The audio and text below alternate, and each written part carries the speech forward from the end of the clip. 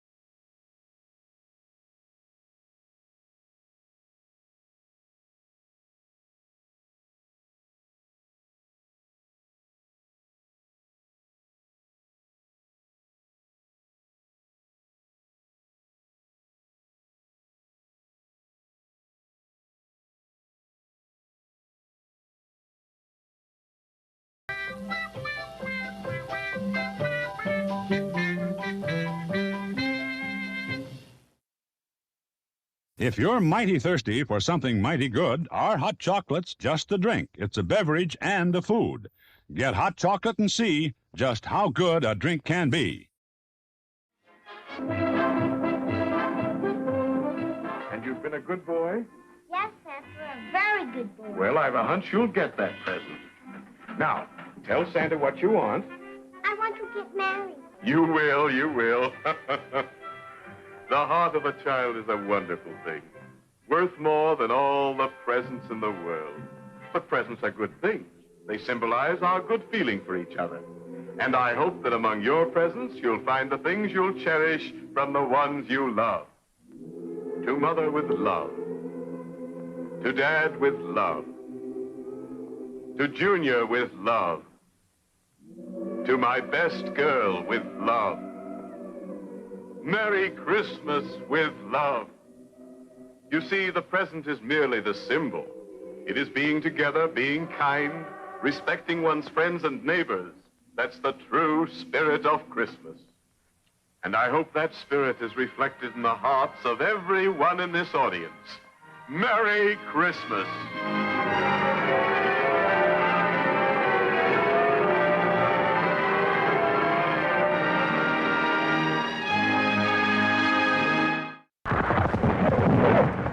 It's cause for celebration. Now you can enjoy a real taste thrill right here. Yes, it's the all-American favorite, hamburgers, prepared from selected choice beef. A feast in itself. Charbroiled to give you that cooked outdoors taste. Hot and ready to serve you right now. Cooked just right. Goodness you can see and taste. Come and get 'em! Yes, come and get 'em. Better make tracks right now to the refreshment stand. there's one waiting for you. Any age is the right age for a hamburger. You want more? Well, it looks like fun burger time. And for that extra taste treat, top it with the goodness of golden mellow cheese. A cheeseburger, put together just the way you like it. A man-sized meal everybody enjoys. Come and get 'em.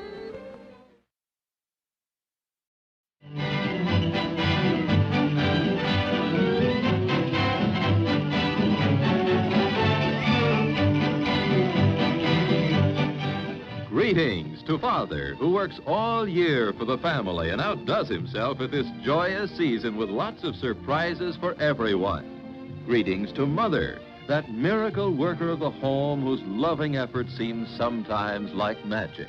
And greetings to little brother, usually a terror, but somehow since he visited Santa at the department store, he's not been himself at all. Greetings to Sister, who was so busy decorating the house with mistletoe and then seemed to forget it was there. Greetings to Grandma, Grandpa, and all your uncles and aunts. May you gather round the table for your Christmas feast in the joyous tradition. And may your celebration be filled with all the good things of life. And may the spirit of peace and happiness, love and good fellowship, which is the true meaning of Christmas, encompass your entire family. What we want to say is that the management and staff of this theater, all of us, all of you, good luck, good health, good times, and a very Merry Christmas.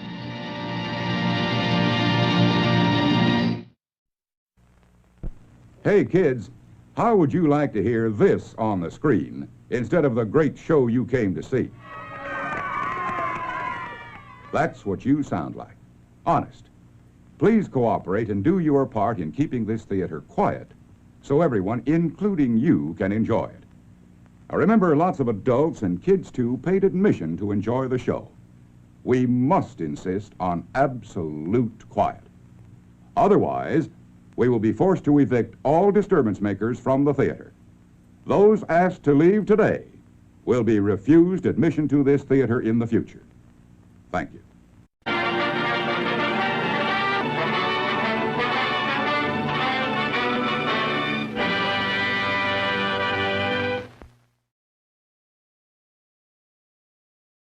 Everybody. And yes, hamburgers at the theater. Oh my god. It was like the best thing ever when movie theaters around here at least decided that they were going to start serving like fast food and real food and stuff like that at the theater. So it wasn't just like popcorn and nachos and things like that. Except then I just stopped buying food at the movies altogether. Not going to tell you what I do instead, but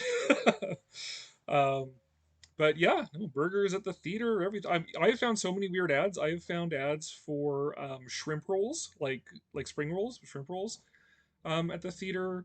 Ice cream bars, ice cream in general, like all sorts of weird ads that I haven't actually put into the role for these drive-in ads that I use to introduce the live streams. But at any rate, Merry Christmas, everyone! Happy 4th day of Christmas here on the was it 28th today? So that nebulous time between Christmas and going back to work, where nobody knows what time it is and what day it is and all that sort of stuff.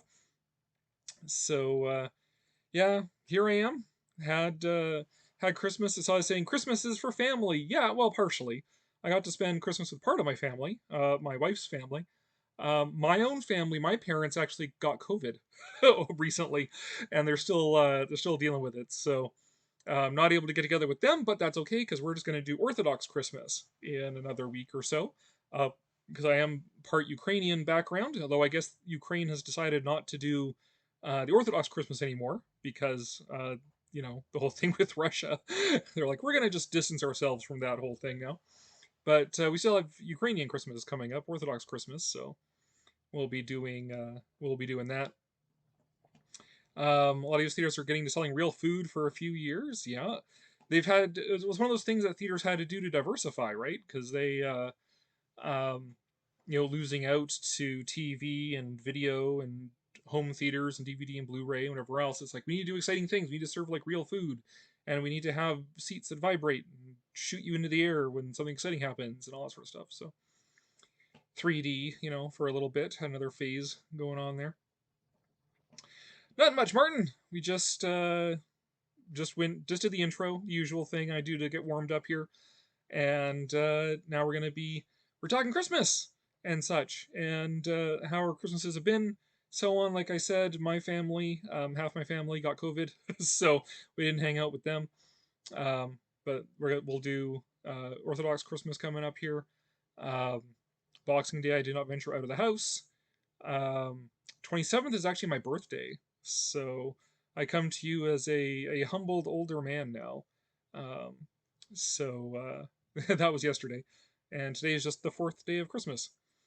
So there we go. But yeah, it was all right overall. I mean, it was what it was. Christmas ends up being a lot of busy because we're church going people, and in fact running the church service for Christmas Eve. So Christmas is busy time, and Easter is busy time as well. And when we still had like employment, my wife and I would always joke about how we come back from a long weekend that's like a religious holiday and a holy day. And all coworkers like, oh, well, I did all this stuff. I rested, read books, blah blah blah. How was your holiday? It's like, what holiday? I went to church like 3 times in the last 4 days, so it's not quite the same vibe. You get to actually relax and enjoy Christmas stuff like after Christmas Day, the remaining days of Christmas and New Year's, I guess. Yeah, is in there too. 20 years into drive-through film. There isn't even a drive-through theater here. It made a slight resurgence over COVID when people were trapped and couldn't go out in their cars. You had like parking lots setting up movie screens, stuff like that. But no, there aren't even any active movie theaters around here. Someday, I would like to do Route 66, and there are several drive-in theaters along that. There is one outside of Chicago. There is another one outside of Carthage, Missouri. And there is the Mission Tiki Drive-In in San Bernardino, whatever, like greater Los Angeles area. That would be kind of fun to go to, if you're doing the whole Route 66 trip. Go, take in, drive-in theater, as long as there's something worth watching. That's always the kicker, right? It's been also one of my dream things I'd like to do at some point in my life is actually see a movie at the Chinese theater, Grauman's Chinese Theater in Los Angeles, Hollywood. But of course, it is entirely contingent on there being a movie worth watching there, which it's a bit touch and go since I literally only saw like one movie in theaters this year, that being Godzilla -1. So there you go. But yeah, tonight I'm just here to chit chat and hang out, and I did leave one present to myself unopened so that I can do a little toy unboxing here live, since the Halloween one was so much fun. So and nobody watches my actual toy unboxing videos, so I might as well do it on a live stream. We can all have fun together. So there we go. I spent Christmas with my family at home. Got some new books, DVDs, and Blu-rays. Yeah, not that Christmas is about family, and if you're religiously inclined about your services and things like that. But give me the dirt. What all did you get? What books, DVDs, Blu-rays, toys, whatever. I mean, most of what I got was practical stuff. Like I got new glasses and trousers and things like that, which I'm grateful for. Always good. Socks, etc. I bought myself toys for Christmas. But and used my Christmas money. I bought actually with Christmas money. I bought a DVD set of Bing Crosby's movies from the 1930s. So like Waikiki Wedding and Mississippi and all that sort of stuff. Like his Bing Crosby's movies from the 30s. So because one does not live by monsters alone. Godzilla -1 was excellent. Yes, it was. But I already did my review of that. It's good. It's not my most favoritist Godzilla film. Certainly that's still a tie between the original and Shin Godzilla, but -1 is certainly up there. Um, like I said, probably on par, I would say, on sort of that lower tier, along with like Destroy All Monsters, Godzilla against Mechagodzilla, um, -1, yeah, about that tier, which is like tier number 2 of favorite Godzilla movies. Godzilla movie was the only film that was worth going to see this year. Yeah, that's sort of my estimation of it. Um, yeah, I think in the last, like, what is it, 3 years or so, the only, I mean, not counting COVID and all those closures, but I think the only films that I saw in the last 3 years in theater were like Dune Part One, Elvis, and Godzilla -1. So not a lot out there that makes me want to, does inspire me to take the time and the effort to actually go out to the theater, which is a shame because I love the theatrical experience, right? I even made like a little drive-in movie theater intro for my live streams, and I like change it up like every time because I love the aesthetic of movies. I love the experience of going to the movies, going to the theater, and all of that, and especially if it's like a vintage movie theater, like a classic theater, is why I want to go to actually see a movie in the Chinese theater in Hollywood someday. I love that whole experience. I just, there's no movies worth watching. So what can you do, right?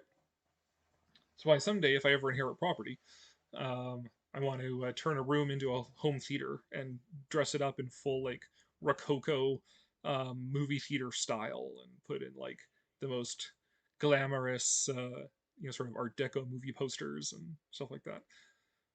Because then if I do that, I don't have to go out at all. I can have the actual full-on movie theater experience at home, which is what's killing theaters, I guess. Well, no, what's killing theaters is no movies worth watching. That's what's killing theaters. Like, I feel really sorry for theater owners that they're stuck with the product that they're given, and they're entirely dependent on somebody else to create something worth watching.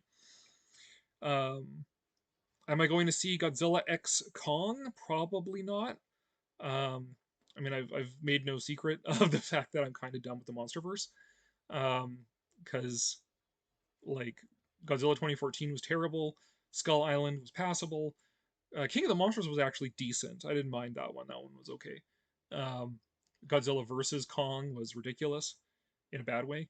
Um, and like I have not watched the Skull Island cartoon, and I have not watched the Monarch TV show. Just not. Yeah. So it's interesting to see like the trailers, and I guess the toys are all hitting the shelves already and stuff like that. Um, everyone's excited that Doug has a toy of Doug now. Um, I don't know. I mean, if it's, I don't know. I doubt it, but I don't know. Maybe if I hear really good things about it, it's really King Kong centric. Maybe I will, but I don't. I'm putting out a whole lot of hope in it being worth watching. So, no, I mean, yeah, with my channel. Like, here's the thing. With my channel, I know that most people watch the kaiju videos. Um, the Japanese King Kong, Godzilla videos, that sort of thing. That's what people watch the most. But I don't want to be a slave to my audience. I love you guys. You guys are great. Um, but I don't want to be a slave to doing stuff to get clicks, right? Because that's a good way of learning to hate your life. Um, so what I have planned, I'll talk about later, of course, too. What I've planned is I'm watching like all these old movies by RKO Pictures because it's because I want to do that series on, and I'm working on that series on King Kong fan watches RKO Pictures, because that film history thing, that's what excites me. So it's like, okay, what RKO movie is next? I don't really care about the MonsterVerse, um, but that's where I zig where everybody else zags, and yeah, there we go. That is what it is. Let's see, Doug says, Kiddo got me Funkos of Blacklight Mothra, Singular Point Godzilla, which is a doorstop figure, as normal sized Funkos go. It's just a big chunk of plastic, eh? Did not see Aquaman. Just not interested, you know? And it's weird because like I'm a DC Comics guy. I've never really gotten into the MCU. I did collect in the '90s. I collected X-Men, um, Silver Surfer, and like Todd McFarlane Spider-Man. This is my vintage. Like, okay, when they rebooted X-Men and it was like Jim Lee's X-Men and Todd McFarlane Spider-Man stuff, like just before they all did Image Comics. That's when I collected Marvel comics. I stopped collecting X-Men at the end of the Age of Apocalypse because it was just like that is a nice tidy endpoint because they got to the point where you had to read like every X book, like Excalibur and X Factor, to understand what was going on with the annual crossover event. So I stopped collecting those. But like I grew up on DC, and I am still fundamentally a DC guy, like Justice League, Superman, Batman, Wonder Woman, Plastic Man is like my favorite superhero. So I should like the DC stuff, and I actually did like um, Man of Steel and Batman v Superman. I didn't see Zack Snyder's full version of Justice League, so can't speak about that. Um, and Aquaman 1 was okay. But I just haven't bothered with Aquaman 2 because, like, I don't know. Does it matter? Does it really matter anymore? Um, which I guess is falling into the trap of like franchising, right? Like, what's the point of seeing this one if it's the last movie of this whole franchise? There's nothing next. There's no point watching this one. Well, if this one's a good movie, then okay. But I haven't heard like great things about it, other than Amber Heard has 2 seconds of screen time in it. Ashley got the new Fruits Basket DVD. Yes, she did. The Boy in the Heron. How was The Boy in the Heron, Doug? I mean, I should have seen that one because I am a Studio Ghibli fan and a Hayao Miyazaki fan, although I am a bit skeptical because, like, this is what the 5th time that Miyazaki's retired. So, how is this movie? Is it actually any good? Is it one I can wait on or what? So, Doug, tell me, how was Boy and the Heron? Gonna see GVK just for Baby Kong. Yeah, or Suko, I think it's called in the toys. They gave it the name because like in the toys, it's Suko is packaged with Doug, and yeah, so um, yeah, maybe I don't know. Like maybe they could pull. I could hear like amazing things about they did some amazing story with like Scar King and the race of apes in the center of the planet. Um, but yeah, I don't know. Couldn't make through Wonka. Didn't bother with Color Purple. Yeah. Why do they still make musicals? I mean, theory is sound, but execution, I guess, is probably. I don't know what the point of. Even show Wonka is a musical. Okay, interesting. Um, I just don't get the point of Wonka. Like, why? It's not a character we need a backstory for. This was like I actually overall I liked Tim Burton's Charlie and the Chocolate Factory. Um, like I was in hysterics during the musical sequences of that. Like they were hilarious. But it's like here's Willy Wonka's whole backstory, tragic backstory thing. It's like I don't need that because the story isn't really about Wonka. It's about Charlie, right? So Wonka is sort of there as like this sort of Mephistophelian character, right? Almost kind of Faustian um, character there, or like sort of Satan in the sense from the Book of Job, where he's more like a tester and an accuser, not so much like the anti-god. Um, so like I don't really need to know his backstory of how he got to be a candy magnet and enslave this race of little people and stuff. So yeah. Love DC, but WB has destroyed those characters. Oh, like the do you mean like the movies, like the Snyderverse, or do you mean like the TV shows like Flash and Green Arrow and that sort of thing? And I sort of watch clips of WB shows of like like Flash and stuff like that, but it's just having the time and determination to sit down and actually watch them is just not for me. Let's see, Martin Gott, the official Godzilla novelization, King Kong, a history of a movie icon, and Harry Haas, the Lost Movies, which I'm currently reading. Nice. Nobody wants to see Aquaman 2. Yeah, well, I mean, it's the last movie of a dead franchise. Um, Nobody really is in love with Aquaman. Like, he's not an A-list hero. Um, and the whole Amber Heard thing is just like so. And then also like The Flash was the immediately preceding movie, and The Flash also bombed because Ezra Miller, right? So even if Ezra Miller wasn't a monstrous creep, um, he's still an annoying character as well. He's like the worst character in Justice League. So yeah, I didn't go see Flash.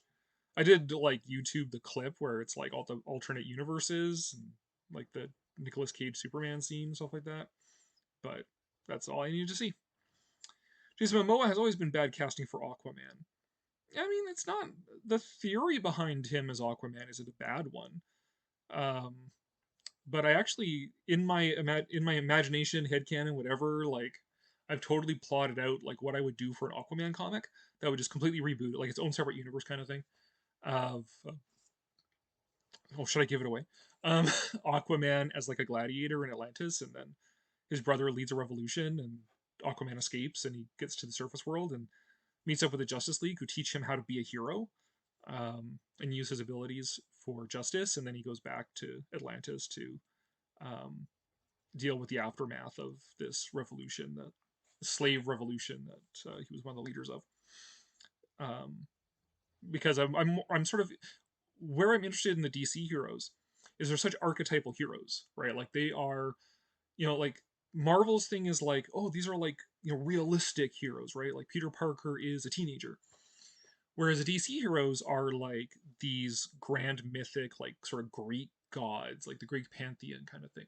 And it becomes really interesting way to explore concepts of heroism.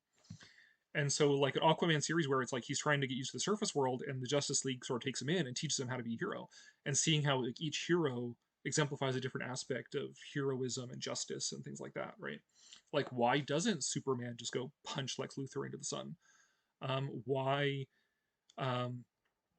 One idea I had for this thing that I'm never going to do anything with, so whatever, is finding out that um, Batman punching out criminals is the smallest part of what he actually does, and that most of the work that he does is actually through the Wayne Foundation, is rehabilitating criminals and trying to break the cycle of criminality and violence in families and stuff like that, like giving convicts jobs, and therapy and all these sorts of things. Like that's mostly what he does, and it's just the exciting stuff that we focus on is Batman punching out criminals, right? Just stuff like that is why Aquaman teaming up with Green Lantern and learning about having self discipline, stuff like that. Because if you have a ring that can manifest anything in your imagination, that's an awfully dangerous weapon if your mind wanders. So, learning how to control and be disciplined and focus yourself on a goal and that sort of thing would be like Green Lantern's thing, right? But like, great, I got this plot. That's nice.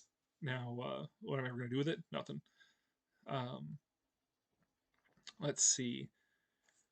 Gotta back it up here because I got on a roll. As hard, it's a spiritual cousin Spirited Away, but man, so lovely, so wonderful. The music, gush, gush. Okay, cool. Yeah, I'll have to make a point of. I don't know if it's still in the theaters or not, but I'll have to take a look and see if maybe Boy in the Heron got it at the cheap theaters or not. Yeah, Kaiser, I hear that Momoa is going to play Lobo. I mean, if I was trying to think of like people, like actors today who could play Lobo, he's probably about the best option. It's just, would they do a good Lobo movie? Because Lobo is such an over the top character. And like, I love Lobo. Like, the Portrait of a Bastich comic is great. I love it. The sequel was but the Christmas special is amazing as well. Um, and yeah, I loved Lobo. When I even said like in the '90s as an edgy teenager that like this is a satire of edginess.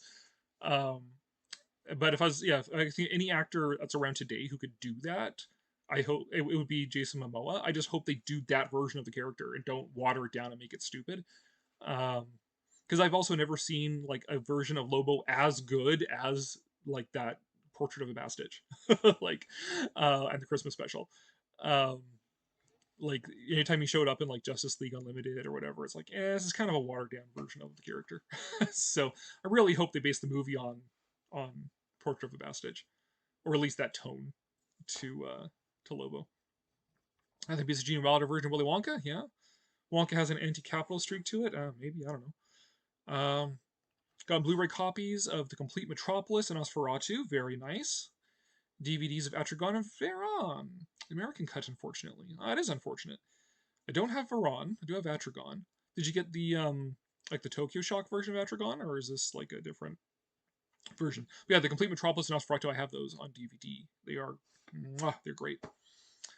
I mean, two of the most essential movies that you need to have as a fan of science fiction and horror, right? Capitalism in Hollywood against making money. Well, apparently Hollywood has been against making money at least this year. So, I gotta give them credit. They're putting the message is so important that they're putting their money where their mouth is and willing to go poor for the sake of the message. Saw Godzilla -1 to start December, then Die Hard the next week, then Heron. Nice. They say they are a queen. They don't give us. Then they don't give the striking actors more money. Yeah. Well, I mean, this actors strike. On the one hand, I support workers getting pay that's fair, commensurate with the work that they do and that sort of thing. But this is Hollywood we're talking about, and I don't forget that the actors are also been there the last like 10 years telling everyone that we all suck and we're racist so we don't like their movies. So I was a bit of like, screw you. I don't care about your strike. Hack Snyder turns Superman and Batman into psychopathic killers. Well, fair enough. Like I said, I did like Man of Steel as like a Superman origin, like exploring him learning to become a hero.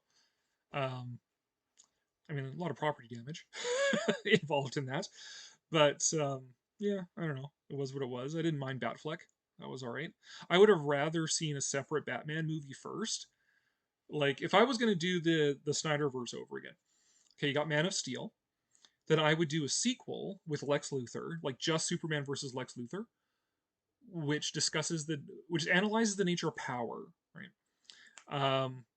Sort of doing to Superman and Lex Luthor what the Dark Knight did for Batman and Joker, doing that kind of thing.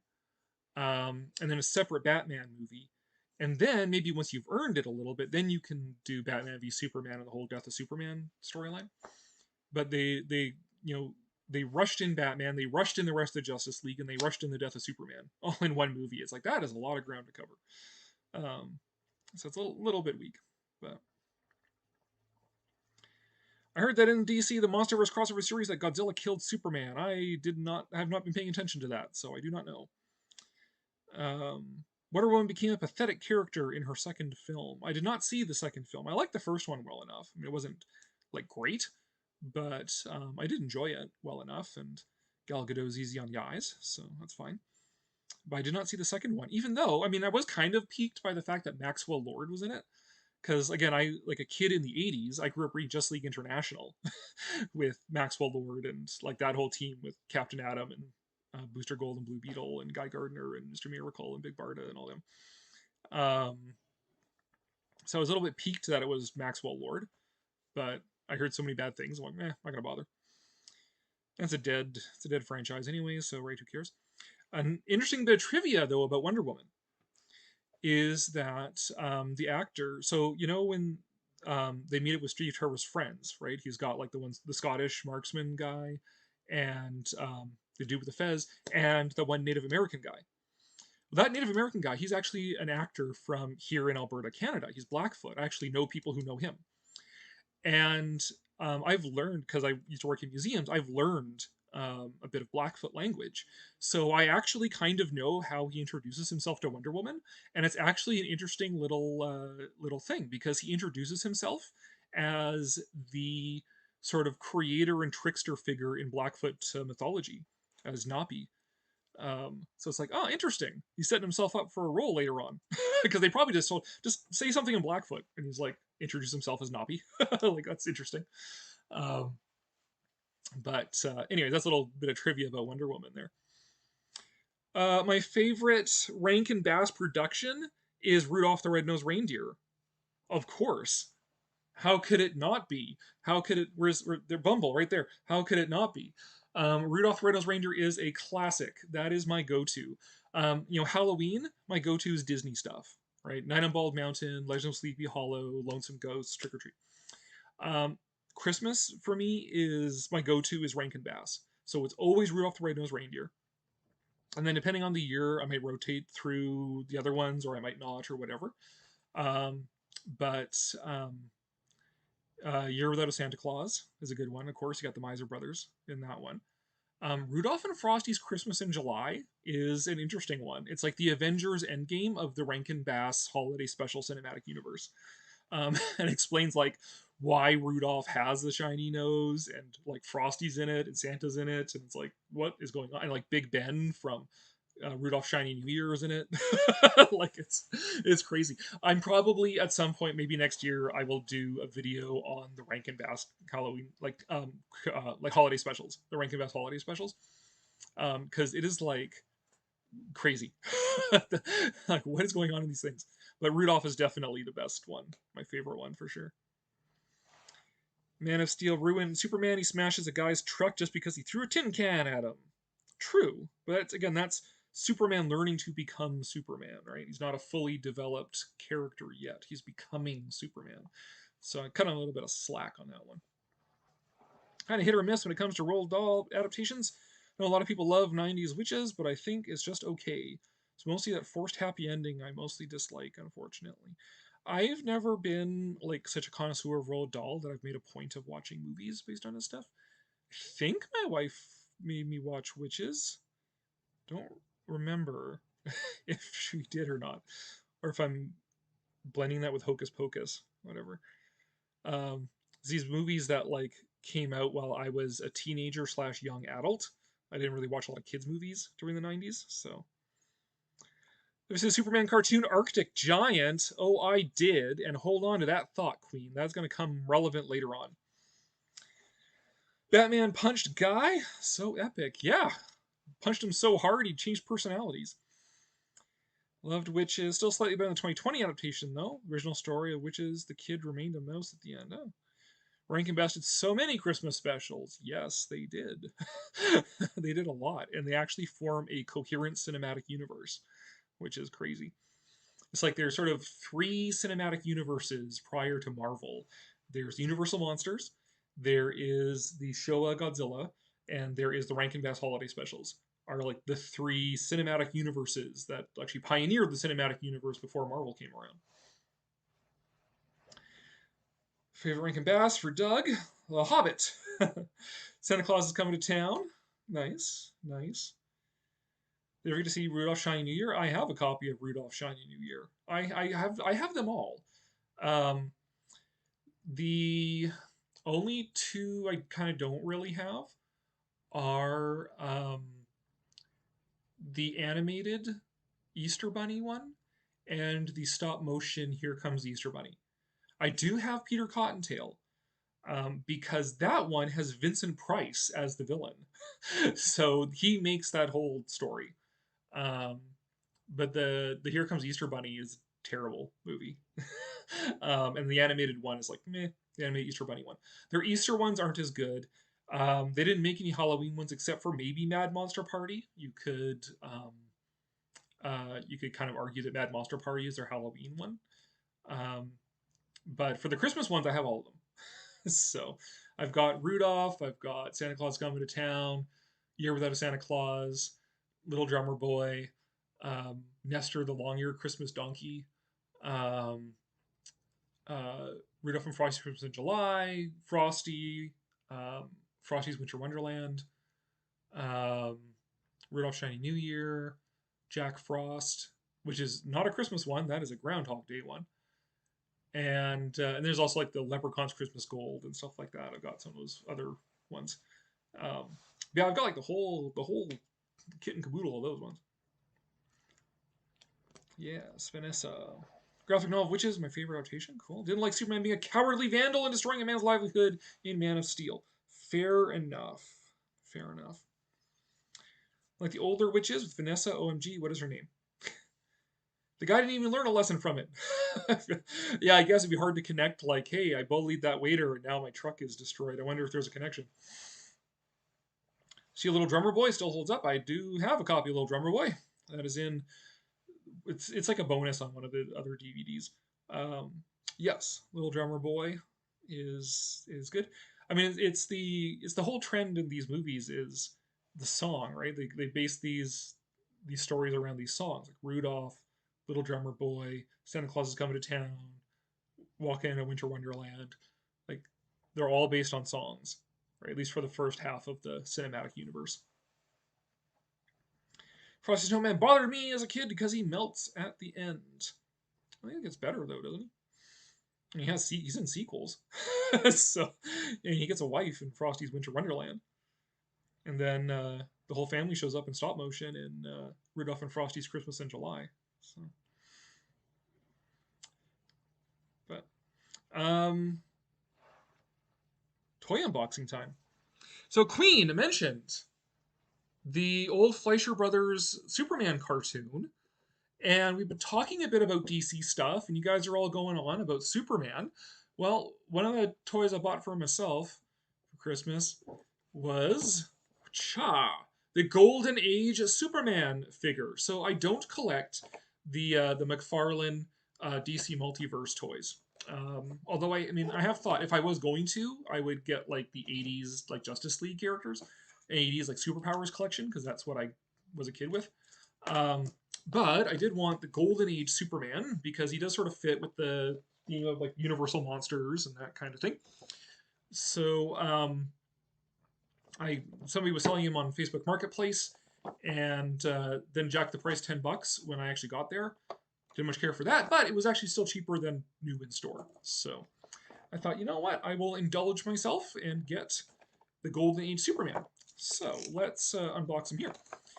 So as per what Queen asked, yes, the old Fleischer Brothers, Max and Dave Fleischer Superman cartoons, which includes the Arctic Giant and the Mechanical Men, which is sort of the classic one, which is referenced a lot in Sky Captain and the World of Tomorrow. Love them. And in fact, I love the Golden Age Superman because it actually makes more sense. Oh, on the box, nice Action Comics #1 cover there. Because in Golden Age Superman, and in the Superman cartoon, the original, the Fleischer Brothers one, he doesn't get like godlike powers from being irradiated with solar energy. His planet, Krypton, is just bigger, and the Kryptonians were like eugenicists. So they made themselves like the pinnacle of physical awesomeness, right? So they made themselves super strong. We got like some stands and things here. They made themselves through eugenics, made themselves super strong, made themselves able literally to leap tall buildings single bound. Well, he can't fly; he can leap really far. Really strong, able to leap tall buildings in a single bound, all that sort of stuff. Just through A, genetics and eugenics, and B, through he's on a smaller planet than Krypton. So it's like one of us being on the moon kind of thing. And that actually makes a ton more sense to me as a way of doing Superman, as opposed to Superman just like getting these godlike powers just by virtue of the sun. Anyways, regular figure stand for Superman, and it looks like we have a flight stand here as well. So you just sort of plug that in, I guess, and that's a little clip there, so he can hold on to him and he can fly. So that's nice. I'm gonna see which of those I use in Superman versus Dracula or whatever. Okay, we've got. They put the elastic over top of him. Let's see if I can do this without cutting here. Okay, there's that. And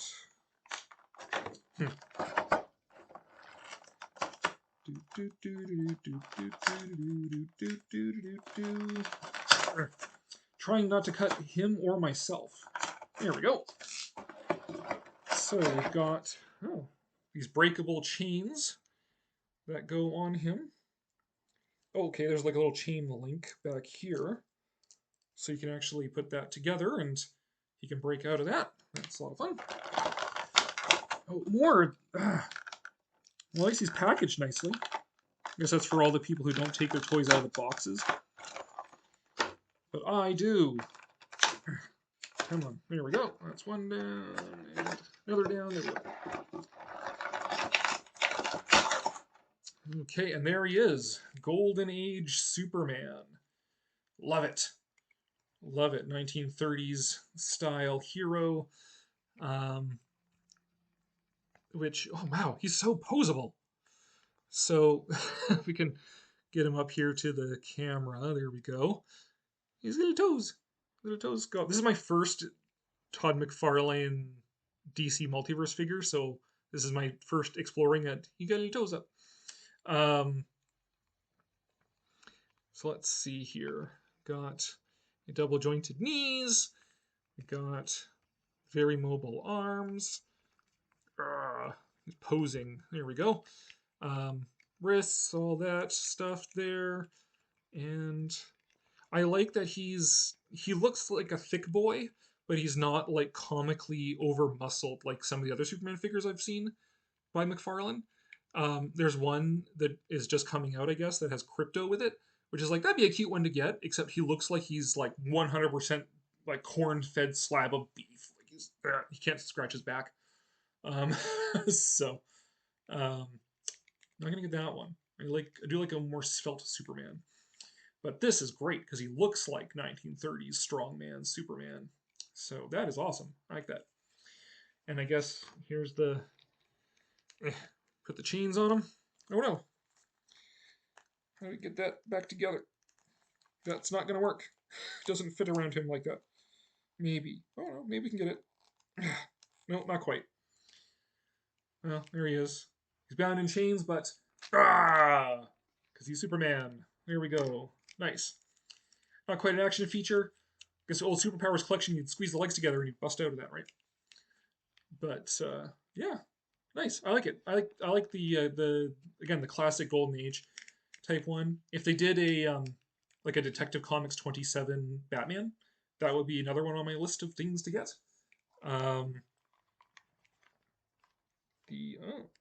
That is oh, sorry, I just noticed a little slight flaw. There's a little bit of bend or break in the plastic there, but that's okay. That's not going to bother me too terribly much. So there he is on his flight stand. Dun, da, da, da. There we go. Superman Supermaning. Off to fight the Arctic Giant and the Mechanical Men and that sort of thing.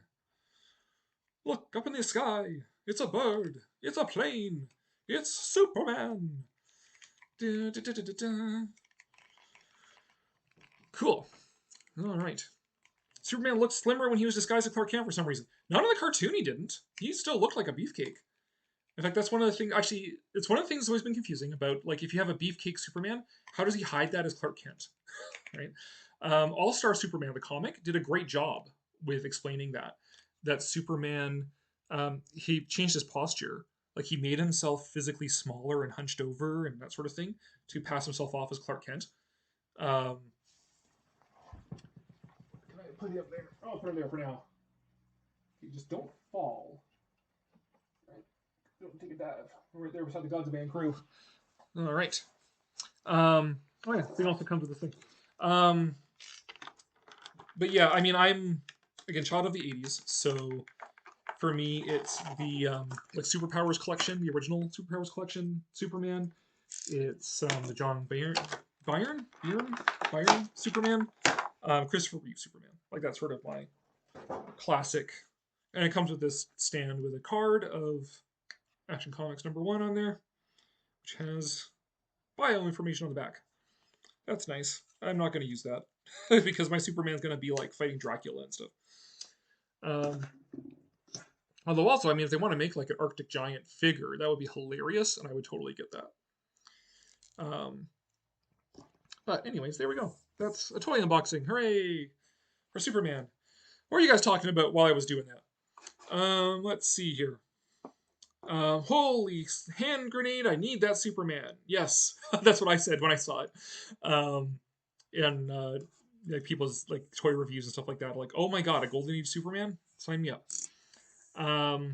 Max Fleischer Superman is one of my favorites. Yeah, a symbol was so simplistic on the original Superman. Rankin Bass's Hobbit was way more consistent than the Not So Good trilogy. Yeah, Max Fleischer also did the original Popeye and Betty Boop cartoons. Yeah, I have heard of Last Unicorn. I can feel this body dying. Good, it's a good one. Fleischer was a better animator than Disney. Pioneered animation effects that were later copied by Disney. Yeah, fair enough. Max Fleischer did the first animated feature film, Gulliver's Travels. No, he did not. Gulliver's Travels was 1939. Snow White and the Seven Dwarfs was 1937. And even that came after Lotte Reiniger's Prince Ahmed, Adventures of Prince Ahmed, which was the 20s. But it's like a puppet, like it's a shadow puppet animation. So it's like doesn't count. Like it is animation, but it's not like what we think of as like cell animation. Snow White and the Seven Dwarfs was the first feature-length cell animated feature film. Gulliver's Travels, again, was 1939. So Fleischer didn't quite make it to get the first one. This looks like a job for Superman. Yes, no red boots yet. Yeah, I mean, based on the card, the cover of Action Comics #1, you should have little red booties. But there were two versions of this Golden Age Superman figure made. One of them is, whoop, there goes the light. One of them was the one that I just unboxed, which is based on the cover, more or less, of Action Comics #1. The other one is actually more based on like slightly later Superman, more like the cartoon. So he's got the more familiar looking S shield, and he's got red boots on. But that one was a more limited edition. I didn't get that one. I mean, I was just lucked out that somebody in town on Facebook had this for sale. Because I have not seen it in stores until after I bought this one for myself. But it was also more expensive in stores, so hooray! Worked out anyways. I know Fleischer's animation test for John Carter of Mars would have been interesting to see. Yeah, that is a big what if in movie history. What if the Fleischers had been able to make that John Carter movie? Would have been great. I mean, I did like the John Carter movie that Disney made. It's too bad that they didn't know how to market it and threw it under the bus, because I thought it was fine. But what do I know? Superman looks yes. Okay, talk about that. Siegel and Schuster originally wanted to make Superman into a comic strip at the beginning. Yeah. Christopher Reeve did that as well. There's a scene where he wants to reveal his identity to Lois, and the sheer change in physicality of the performance is just like, yes, I remember that. Yeah. Yep. That's the thing. It's like Clark Kent. It's not just the glasses, right? He changes his whole demeanor to be Clark Kent, or vice versa. He changes to be Superman. One of the two. Yeah. Are you familiar with Philip Wiley's science fiction novel Gladiator? It's about a super powerful man who led a tragic life, obviously inspiration for Superman. I am not familiar with that, Kaiser. I'll have to look into that. Was the Arctic Giant the inspiration for Godzilla, or was it just a coincidence? I think it's a coincidence, that one. Because the direct inspirations for Godzilla were King Kong and the Beast from 20,000 Fathoms. And that sort of piqued the interest in doing a movie with like a giant atomic monster. And then originally, Godzilla went through several different versions of himself. So there was like a version that was like more like a squid monster, if I remember correctly. But eventually they settled on the dinosaur look. So I think that's just sort of accidental. That Arctic Giant is just a big dinosaur, and then so was Godzilla. I mean, if anything, Arctic Giant was probably inspired more itself by like The Lost World and King Kong and stuff like that. Superman radio show created a lot of catchphrases that were associated with the character. Up, up, and away. Yep. True. And if I remember correctly, it's the same voice for the radio version of Superman that also does the cartoon. If I remember correctly. So it's been a while since I've actually thought a lot about the Fleischer Superman cartoon. But it is a pretty glorious, 12 episodes or so? Except for the really heavy World War II ones, like the Japatours. Like, that one. But I would love if McFarlane made like an Arctic Giant and the Mechanical Men. Those would be great figures to add to this. And a Detective Comics 27 Batman, like the original like cover of Batman's first appearance, would be a cool one to get.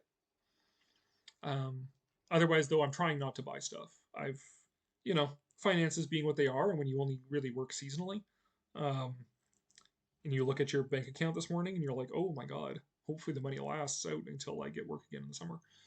So I'm gonna have to cool it a bit on the buying stuff, unless I'm doing wheeling and dealing marketplace and that sort of thing. That said, I did buy another couple of things for myself as well. All my toys were gifts to myself. If you notice up here among the Godzillas is a little Gundam that I got at the dollar store. It was $5. I'm like, I will buy a little Gundam figure for $5. So he hangs out up here with the kaiju, since they're all from Japan, and why not? Gundam versus Godzilla. That's a crossover they haven't done yet. And then I also picked up, and maybe if you saw my post the other day, the Mego Toys Hunchback of Notre Dame, which is the Charles Laughton version of him, because I'm not really holding out a whole lot of hope that that NECA is actually going to make a Hunchback figure, at least anytime soon. So I got the Mego one, just like I got the Fly one before, which he is still hanging out right back. Oh, he's behind the chair. Right there he is. Right there. Just pick up the Mego ones when I'm not expecting NECA to make a figure of that anytime soon. And the Mego ones are all going on sale. Like I paid $5 for $5 or $10 for Hunchback there. So it's like, yeah, I'll spend $5 on that. But cheap toys. Save the big money for the big toys that I really want. See, a placeholder for Jet Jaguar. I don't know if Mezco is going to bother making more of these 5.XL figures. I hope they do. I've mentioned many times before what I think they should do. I think they should the next one they should do is Godzilla versus Megalon, and I would also not be disappointed in an Ebera Horror of the Deep set either. But if they did the Godzilla vs. Megalon, then they could get Jet Jaguar in there. We'll see if they do. I mean, they barely managed to get the last set out versus Mechagodzilla. Took them flipping forever. That thing was due out in like June. Finally came out in December. So we'll see. We'll see if they actually get around to releasing more sets of the 5.XL ones. But at least on the plus side, these are the only Godzilla toys that I buy, so that's good. I mean, well, and Godzilla soft finals right there. But I try and make it a point not to lose my nut buying every Godzilla toy, because that's a huge rabbit hole. And especially when you have to import a lot of them, like the Bandai soft finals, it's like, nope. gonna resist the urge to buy up all of those. Lord knows I could. They have like every stage of Hedera's evolution now you can get as a Bandai soft final. Every stage of Shin Gojira's evolution, Godzilla -1, and his early version. You get all those. Like, very easy to go down the rabbit hole of Bandai soft finals for Godzilla, which I am not gonna do. I bought the Godzilla crew right there, and in their Santa outfits. And I bought Gorosaurus for my King Kong collection. That's where he's a part of. Otherwise, I'm just going to stick to the 5.XLs, and if this is all the 5.XLs they ever make, then, oh well, that's fine. Because this still covers like most of the Showa monsters anyways. There's only a handful of ones that I don't have, and I mean, that's probably... If I want to be a completionist, I can get the Mothra probably on like eBay or something. So I just don't want the Shobijin, because one of the Shobijin figures looks like someone that I know who I don't like. So it's like I really don't want a toy of that person. But yeah, I mean, if they do stop making the line, then it's no real big loss. So I've got like, again, I've got like all the major Showa monsters represented already, so that's fine. Unless you want to count the Gundam fighting Mechagodzilla in Ready Player One. Well, there you go, right? Gundam versus Mechagodzilla. I should really see Ready Player One, because I mean, I've already said that that is my favorite version of Mechagodzilla, and I know that King Kong's in it apparently. So yeah, I should really actually watch that, the full movie at some point, not just the clips and images. Kryptonite was created because Superman voice actor was on vacation, so they needed to do an episode where Superman was unconscious and moaning during the story. Yes, I've heard that.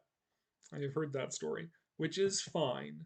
How I would rationalize it if I was redoing Superman as like he's just from a bigger planet, is that material that comes from Krypton is the same density as him, right? So if you try to shoot him with a regular bullet, and it'd be like pinging a spitball off somebody if it's an Earth bullet. But if it's a Krypton bullet, well, then it actually would hurt him, right? That's how I would rationalize Kryptonite in if I was redoing Superman as like more of a Golden Age style. Getting back to Rankin Bass, did you ever see the animated version of The Hobbit? I have not seen the animated version of The Hobbit. I've never really been into like Lord of the Rings, Tolkien, and stuff like that, which is weird. Like you'd think I would be with my background, being a goth and being a nerd and all sorts of stuff. I just never really got into it. My wife is into it, and so she has been sitting me down and making me listen to, and not I don't regret it, making me listen to audiobooks of Lord of the Rings, like while we're playing video games and stuff. And they're good. I mean, they're great. They could use more like steam powered robots and stuff. That's more my jam. But no, they're fine. They're good. They're classic, and I understand them. And I'm annoyed for Lord of the Rings fans that things like Rings of Power exist. So, um, but no, I've not actually seen the Hobbit animated film or the live action one there, the Peter Jackson one. I have seen the Peter Jackson theatrical versions of the Lord of the Rings trilogy, but I do not like Peter Jackson as a director. So I could recognize there was a good story in there, but it kind of got lost beneath, for me, it got lost beneath Peter Jackson's overindulgences as a director. Ring the Bell also the anime version of Return of the King. We skipped the other Tolkien books for some reason. Seems like you might want at least some of the instigating scenes from those books in a movie. Have the Rankin Bass Middle Earth trilogy, where there's a whip, still a banger. Probably because Ralph Bashki was doing an animated Lord of the Rings. Kaiser Bashki, couldn't remember the name. Thank you. Kryptonite has a form of radiation when you fix him. Did you ever see Last Dinosaur? Don't think so. I don't think I've seen Last Dinosaur.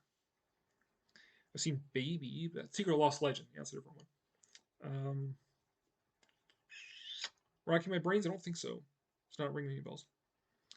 So, we'll say nay on that one. I suppose I should at some point, right? It's a dinosaur movie. So, I have not seen every dinosaur movie because you might have gleaned from my videos, things like that. Just because I say I like a genre in general, or a subject matter, doesn't mean I care to see every movie about it. I like the good movies of a genre, or so bad they're good. It's part and parcel of my whole like I don't like King Kong because I necessarily love the monster, and I'm not like in love with gorillas or anything. I like the movie. Universal Monsters, I love the movies. I mean, and it's done a solid by simply expanding to non-universal ones as well. But I've not seen every dinosaur movie that exists. So Jackson's King Kong is a no. Correct, Doug. Jackson's King Kong is a definite no. God. Yeah. So I try and keep things light. Although live streams, we tend to get going on all sorts of stuff. Um, I could talk about Jackson's King Kong and why it's an abortion. Um, it's just everything that makes the original King Kong good. He thought it needed more of this, and bigger and longer, and just more dramatic poses, more sweeping pan shots, more slow-mo death scenes, more dinosaurs, more screen time for characters who are going to die anyway, so they don't matter. Like, just all this stuff. It's just like, oh my god, it's exhausting. Um, I do appreciate the desire to spend longer in the world of King Kong. So the wanting to be on the ship for an hour and a half, meeting all the characters who are going to die later. I understand, but doesn't make it good. So, frankly, the best tribute you can do for King Kong is leave it alone. Let the movie be the movie. And if you want to do something else with it, instead of trying to do the same thing but thinking you can do it better by making it longer. But anyways, it got me going, Doug. T-Rex and the Last Dinosaur looked a lot like Gorosaurus from King Kong Escapes. This is special effects were done by Toe. Okay, I gotta look at this movie now. What the heck is... Okay, Last Dinosaur. Hold on a sec. Not Last Dinosaurs, the rock band, apparently. Never heard of them before. Last Dinosaur... Oh, movie. God. Okay, 1977. That would probably explain why I haven't seen it. Because I don't watch a lot of movies from the 70s. He does kind of look like Gorosaurus, doesn't he? Okay, interesting. I don't know. Add it to the list of movies, I guess.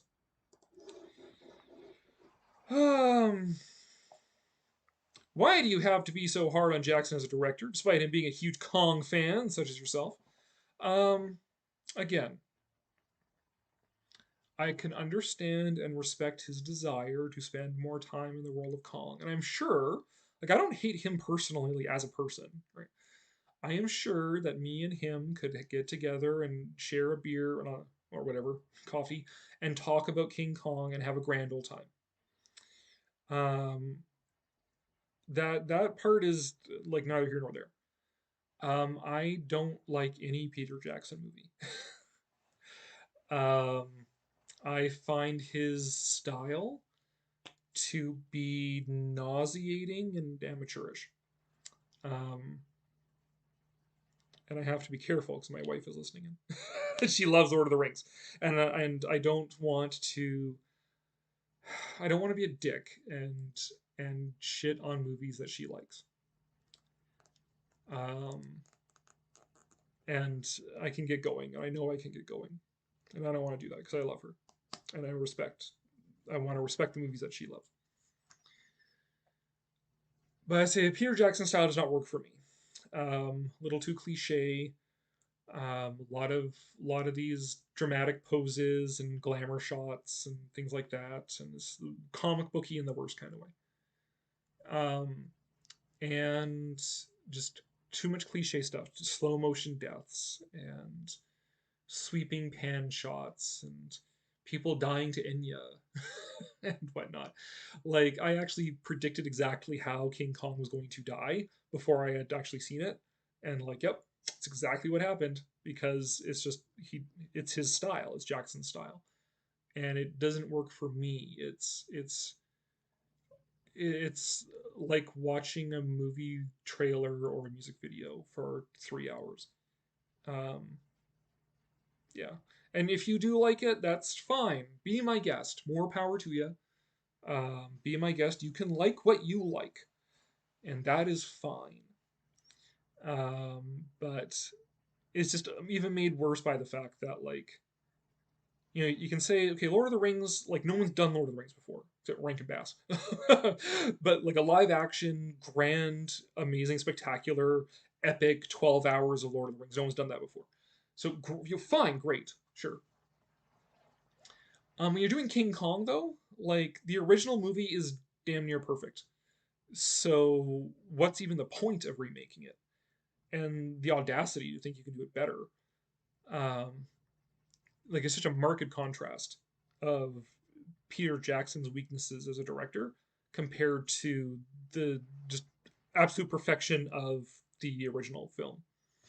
So it was just a bad subject matter. Like, he should have been like, I just love King Kong and whatever, without feeling like he needs to make it into a 3-hour epic movie, just in his style. I don't like, sorry if you like it. I'm sorry. But yeah, I've never done a video on it because, like I said, I wanted to generally keep my channel positive. I don't want to go in for the clickbait stuff. But I could do a whole video on why I don't care. Well, yeah, well, I was thinking of doing a video on why do King Kong musicals suck, but so I guess there's room for a video on why I don't like the 2005 King Kong. But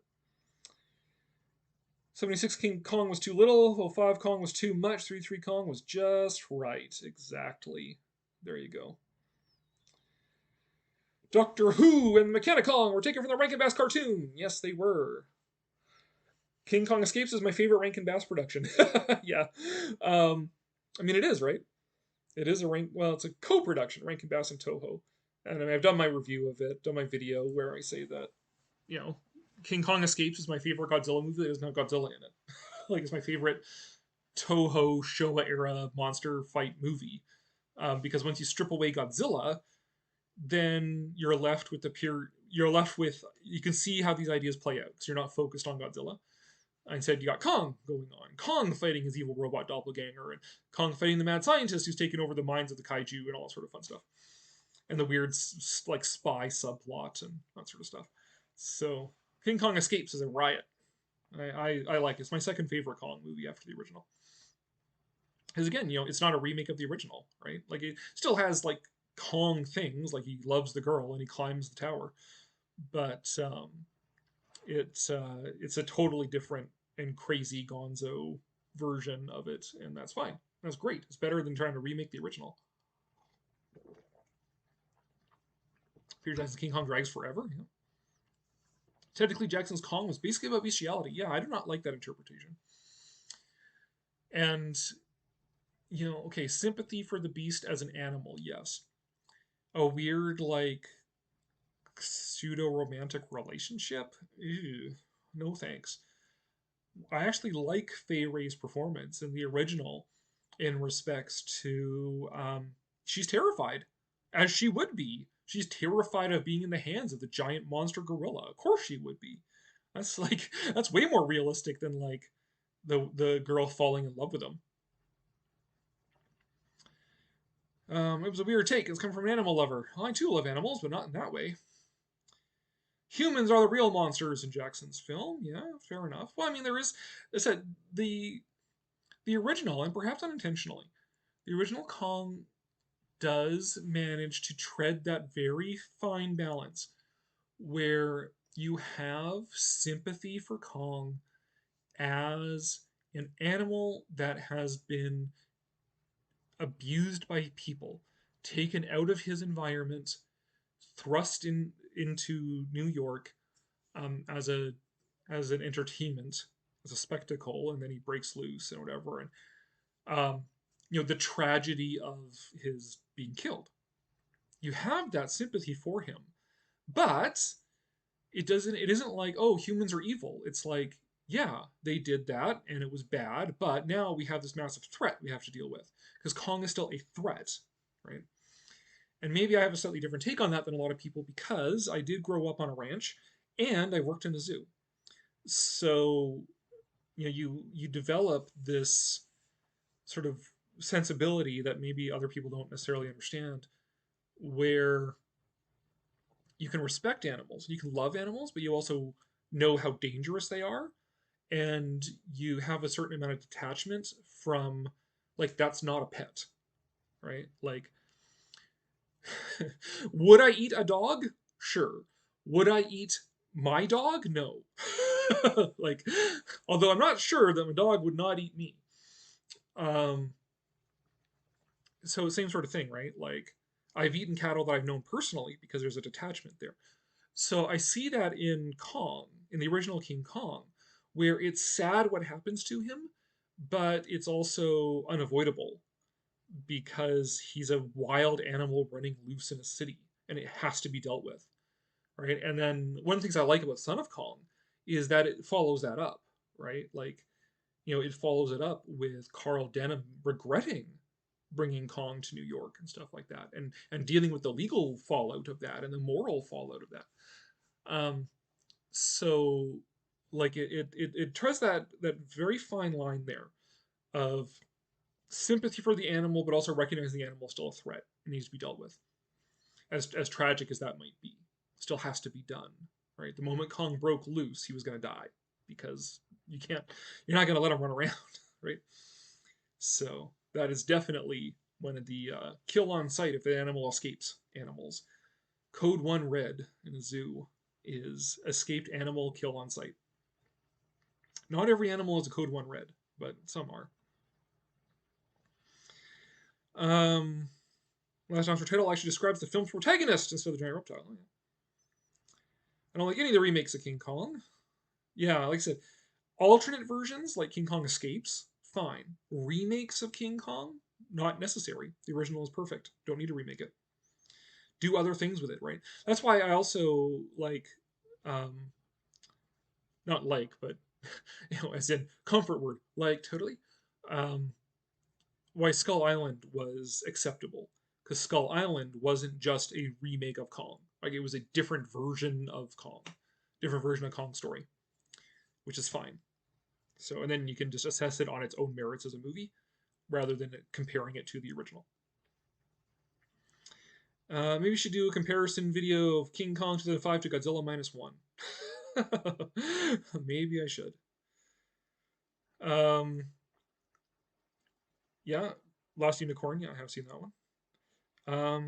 Didn't like how Jackson's film turned Carl Denham into a straight-up villain. Yeah. Yeah. I mean, Robert Armstrong, here's the, like a thing, okay. Robert Armstrong, Carl Denham, the original Carl Denham, slightly autobiographical, right? He's kind of based on Merian C. Cooper. And he's very much in that type of that 1930s sort of wildlife filmographer, showman type of guy.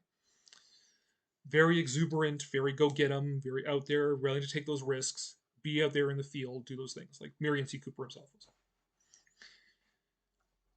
The movie doesn't vilify that kind of guy, because that's still like an active trope, right? Like, people, while King Kong is out there, there's also like Frank Buck. This is something I'm going to get around to in my series on RKO movies.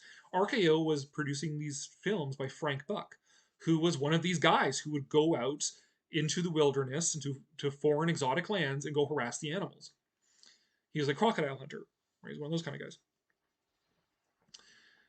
And it's like, that's the kind of thing that Carl Denham is, and that's an active trope at the time. So they're not going to vilify him. Yes, he did wrong, and they do elaborate on that in Son of Kong, that he did wrong by King Kong, and he wishes he didn't, and he's suffering the consequences for doing it. But they don't vilify him. He's still like a charismatic and daring guy, and you do feel for him as well.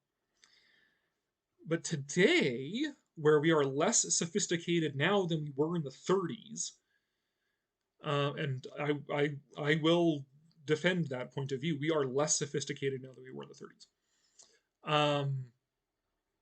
We only see these one-note things, right? Oh, he's Great White Hunter, that's a bad guy, and we have to make him a bad guy, right?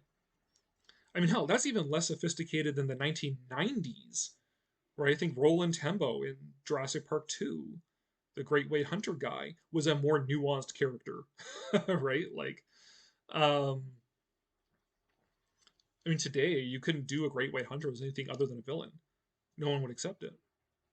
So, because it's that one-note stereotype. It's got to be the evil white man, the good white woman, the, whatever, right? That's it. It's one-note stereotypes.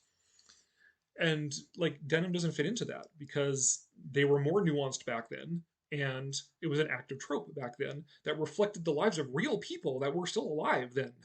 So, including the guy making the movie. So yeah, the um, turning Carl Denham into a villain is a very modern thing to do, um, which is one of the weaknesses of the thing, right? Is that they can't have a nuanced character; he's got to be vilified. Almost none of the human characters in Jackson's King Kong were likable. Yeah, but Naomi Watts was a very attractive Ann Darrow, so there you go. What about the Dino De Laurentiis version of King Kong? What a joke! Why should we even talk about it? We've already talked about the 2005 Kong too much. The one with no dinosaurs? Yeah, really. What's the point? Well, that's also my main flaw with Son of Kong, or not Son of, I'm sorry, Skull Island, Kong Skull Island, is that they tease dinosaurs, but they don't have dinosaurs. Like, are you effing kidding me? You got these stupid skull crawler things that look stupid, but you don't have actual dinosaurs. You got dinosaur skulls there. What are you messing with me? So, however, if I ever go to Hawaii, which someday would be nice, I would love to go to that ranch where they do all the movie filming, because they actually have Kong's skull and the Triceratops skull from Skull Island at this place. So it's like, even though the movie's like the monster verse, it's like, okay, it's this thing. I would still go see Kong's skull. Like, hell yeah. So it's also where Jurassic Park was filmed, the valley where the Gallimimuses were being chased by the T-Rex. That was that same ranch in Hawaii. The sequel, King Kong Lives, had a lot of laughable moments. Should have been a comedy. Yeah, I have heard even less about King Kong Lives than I have about the 1976 King Kong. So, and no, I have not seen it, and I don't plan to. Frank Buck was real-life Indiana Jones. He even appeared in a few movies. Yes, and I'm, God willing, if I can find copies, I am going to include the Frank Buck movies in my series on watching the RKO, because it is highly relevant to King Kong that they were also producing these films with Frank Buck, actual wildlife documentaries and stuff. So that one is going to be on the list of movies to watch as a part of that series on RKO. I honestly like Kong 05. I think it's the better of the two remakes, but I think it outdoes its welcome with the last New York final act. Yeah, fair enough, Martin. And again, I'm sorry if you're feeling insulted by what I'm saying about Kong. I know that it's like, the worst thing you can say to someone is that their favorite band sucks. So I apologize if I've been shitting on a movie you like a little too much. If you like it, great. More power to you. I'm happy for you that you like it. Frank Buck actually risked his life filming scenes where he tamed lions with nothing but a bullwhip. Yeah. Skull Island had monstrous creatures. I like Skull Island a lot more than the Jackson film. Yeah, I mean, Skull Island is okay. I mean, it does have its problems, and the director, he actually jumps into the honest trailer about it and talks about like everything wrong with it, which is fair enough. No, is that or Cinema Sins? Is either the honest trailer or Cinema Sins where Jordan Vogt Roberts is in it? So he knows what's wrong with the movie, and I would agree with his assessment of like too many characters, takes too long to do things. They kind of have to dance around. They have to include too much to make it fit into the MonsterVerse, that kind of thing. But there are not too many helicopters. He made that point. So go watch the honest. I think it's the honest trailer of Skull Island. It's actually pretty funny. So Skull Island is fine.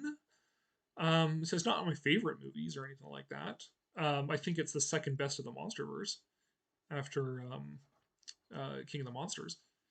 But then, I mean, the other two, the remaining two movies, Godzilla 2014 and Godzilla vs. Kong, are like two of the worst movies I've ever seen. So it's not exactly a high bar there. So I don't hate Skull Island. It's just not really on my list. It sort of gets lumped in with the rest of the MonsterVerse. It's like, some movies are good, some movies are meh, whatever. But I mean, it has some good individual scenes in it, right? Like you've got, well, Kong with the whip with the rudder on, or the propeller on it. Like that's pretty sweet. Um, I might end up keeping that toy from my store. So because that's it's got some awesome ideas in it and some execute. And I like that design of Kong actually. I think that's actually probably after the original. That's probably my second favorite rendition of Kong. Like it looks good. It's they nailed a good look for Kong in the age of CGI. Um, I think it's better than the Toho costumes, and the 2005 Kong is just a big gorilla, so that's not really that inspiring. Um, so yeah, I mean it looks fine. Skull Island is fine. If I was gonna rank it, I would probably put it. Well, it was King Kong, the original / Son of Kong. That's number 1. Number 2 would be King Kong Escapes. Yeah, I think number 3 would be King Kong versus Godzilla. Number 4 would be Skull Island.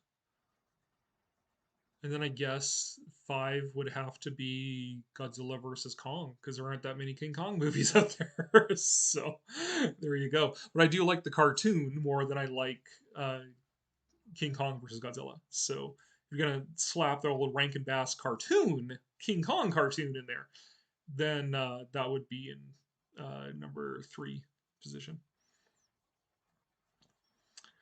All-time favorite Rankin Bass film, Mad Monster Party. Yeah, Mad Monster Party is pretty all right. The only problem with Mad Monster Party is that they obviously originally created it to be a TV special, and then they had to fill it out and pad it out to make it a feature film. If you edited out the first scene with Yetch and the zombies flying the planes, and you edited out the scene in the kitchen with Yetch and Machiavelli, you would have a better movie. It would be like you shrink it up, it would be a lot tighter. And then after that, there's just some pacing problems. Like, he grabs the picture of Francesca and he just like sways there and everything is just so slow. It's like the movie just kind of like stops for a minute while he's mooning over this thing. And it's like, better pacing. If you improve some of the pacing and took out like those 2 scenes they obviously added in to pad it out, then it would be shorter, but it'd be a lot tighter. But otherwise, Mad Monster Party is great. I mean, it's a classic mid-century monster movie, right? It's a testament to the fame of the classic monsters in that era, the mid-century era of Monster Kids and Famous Monsters of Filmland and Aurora model kits and all that sort of stuff. That's the era that Mad Monster Party is a part of, and it works as a part of that. So I enjoy it. I mean, there's edits I would do to it, but overall, it's great. Love Mad Monster Party. Martin, you probably won't be big friends with Big Jack because he loves the '76 remake of King Kong. Big Jack is an interesting character. I do not know him personally, and so I don't have anything bad to say about him as a person. He seems like a excited, but a fan. He's a fan, and that's great. And he is certainly like a big enough, like he's a huge Kong fan, right? Like he's got his entire series there of like every possible iteration of Kong. Anything you could imagine about Kong, he's already done it. Like there's no point in me doing videos about some of these things because he's already done it. He's even been on Monster Island Buddies. He's done a voice for Kong on Monster Island Buddies. So great. I mean, that's for me, that would be like the peak YouTubing, is like getting invited to do a voice for Monster Island Buddies. One of the Kongs, right? No, Son of Kong. That's who. Okay. Mr. Mib, if you're out there, you see this, and you ever feel like inviting me to do a voice for Monster Island Buddies, for God knows whatever reason, small time YouTuber, Kiko, Son of Kong, that's who I want to be. Anyways, Big Jack's videos are interesting. He's certainly exuberant. He and I certainly have different tastes, and that is fine. He loves everything 76 Kong. That's fine. That's fine. He's allowed to. He apparently liked the Broadway musical. Okay, that's fine. He's allowed to do that. Yeah. I mean, I don't. Yeah. He likes 76. That's fine. Okay, sure. he's definitely an exuberant person. I've known people like him in real life, in back in high school and stuff like that. So interesting character. And if he ever sees this, he'll be like, "Who's this a-hole talking about me?" I like the animated skeletons that were a musical group. Yeah, that's a mummy. Yeah. Mad Monster Party also included a character that looked like Peter Lorre. Yep, Yetch. In fact, when I do a Peter Lorre impression, I'm really doing more of a Yetch impression than I am doing actual Peter Lorre. But that's fine. I've actually seen the old Mad Monster Party latex Halloween masks around. There used to be a seasonal Halloween store, not Spirit Halloween, but a different one, that had like a bunch of these Mad Monster Party masks left over. If I got any of them, I would get the Yetch one because I love Peter Lorre. He's great, and Yetch is a great tribute to him. Mad Monster Party even included a King Kong lookalike. Yeah, but that's a spoiler. So, geez, guy. It had all the monsters: the Gilliman, Dracula, the Wolfman, etc. Yeah, Dr. Jekyll and Mr. Hyde, who always, every time he's on screen, drinks his little potion and turns into Mr. Hyde. Yeah. Hunchback, Frankenstein Monster, Invisible Man. Yeah. Nothing wrong with being a Kong completist. Yeah, yeah. Going back to Big Jack there for a second. Yeah. I mean, no, it's fine. I mean, I bear him no ill will. I don't dislike him. It would be interesting potentially to, hang out and talk Kong with him. But I mean, I'm a snob, and I admit that. I'm a bit of a film snob. My wife, actually, if she's listening still, she'll laugh at this. She's told me that I almost didn't make it past the first date because I was too snobby about movies and going on and on and on about movies and stuff, and directors that I liked and all that sort of stuff. I'm glad that she stuck it out and eventually deigned to marry me. But yeah, I am admittedly a bit of a snob.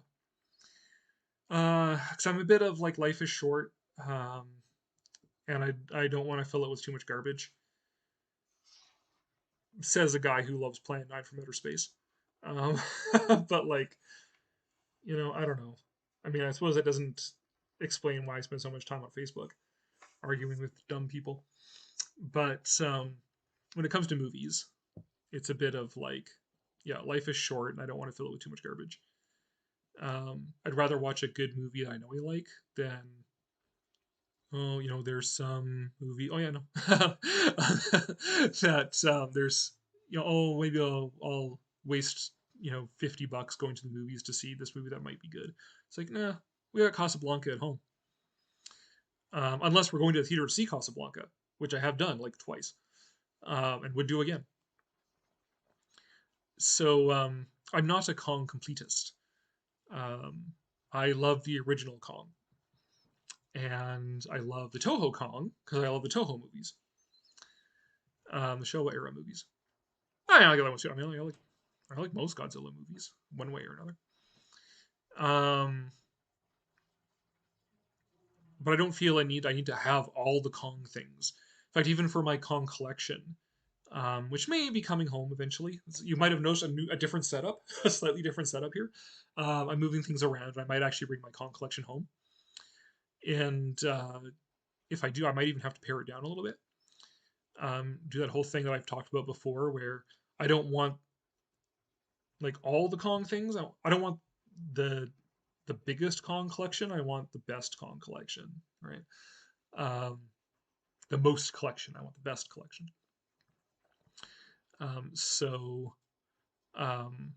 yeah, I don't feel the need to have all the Kong things. I would prefer to have Kong things that have a story that goes with them, right? So like there's a history to it, right? So like the little Chorokyu figures that I got in my last Bai shipment, they have a story, right? There's a whole story to Kara making these little figures that shoot sparks.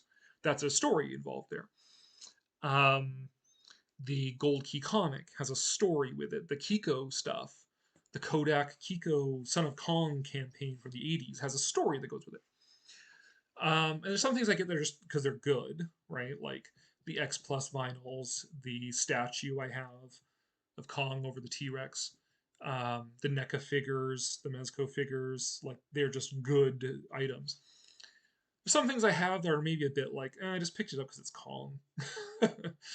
And maybe I don't really need it. And it's just taking up space kind of thing. Like I'm not in love with it. I just got it because it was Kong and it was available and it was kind of like cheapish on eBay or something. But yeah, so I'll leave a few Kong things out there for Big Jack to collect, to his museum. Right. Though that said, if he's ever looking to get rid of his museum, not to give it to me, but Cardston, Alberta, the town where Fay Ray was born, or near enough to it. If I ever have to get rid of my Kong collection, that's my first place I'm going to ask them if they want it. Since, it fits with the whole Fay Ray birthplace thing, is maybe they want to put a display case in their museum or something like that. So, Big Jack, if you're out there listening to me talk about you, if you're ever going to get rid of your stuff, think about donating it to Cardston or something. Let's see, where were we here? Kong Completus, Bad Monster Party, music, awesome. King Kong musical, not so much. Too much Park and Bark, not my cup of tea. Yeah, I need to do a video on why can't they make a good Kong musical? Is a good Kong musical theoretically possible, and why has it not happened in both attempts? What are some of your favorite Christmas movies that you like to watch around this time of year? Mine are Home Alone, Gremlins, and A Christmas Story. My one that I have to watch every year is Rudolph the Red-Nosed Reindeer.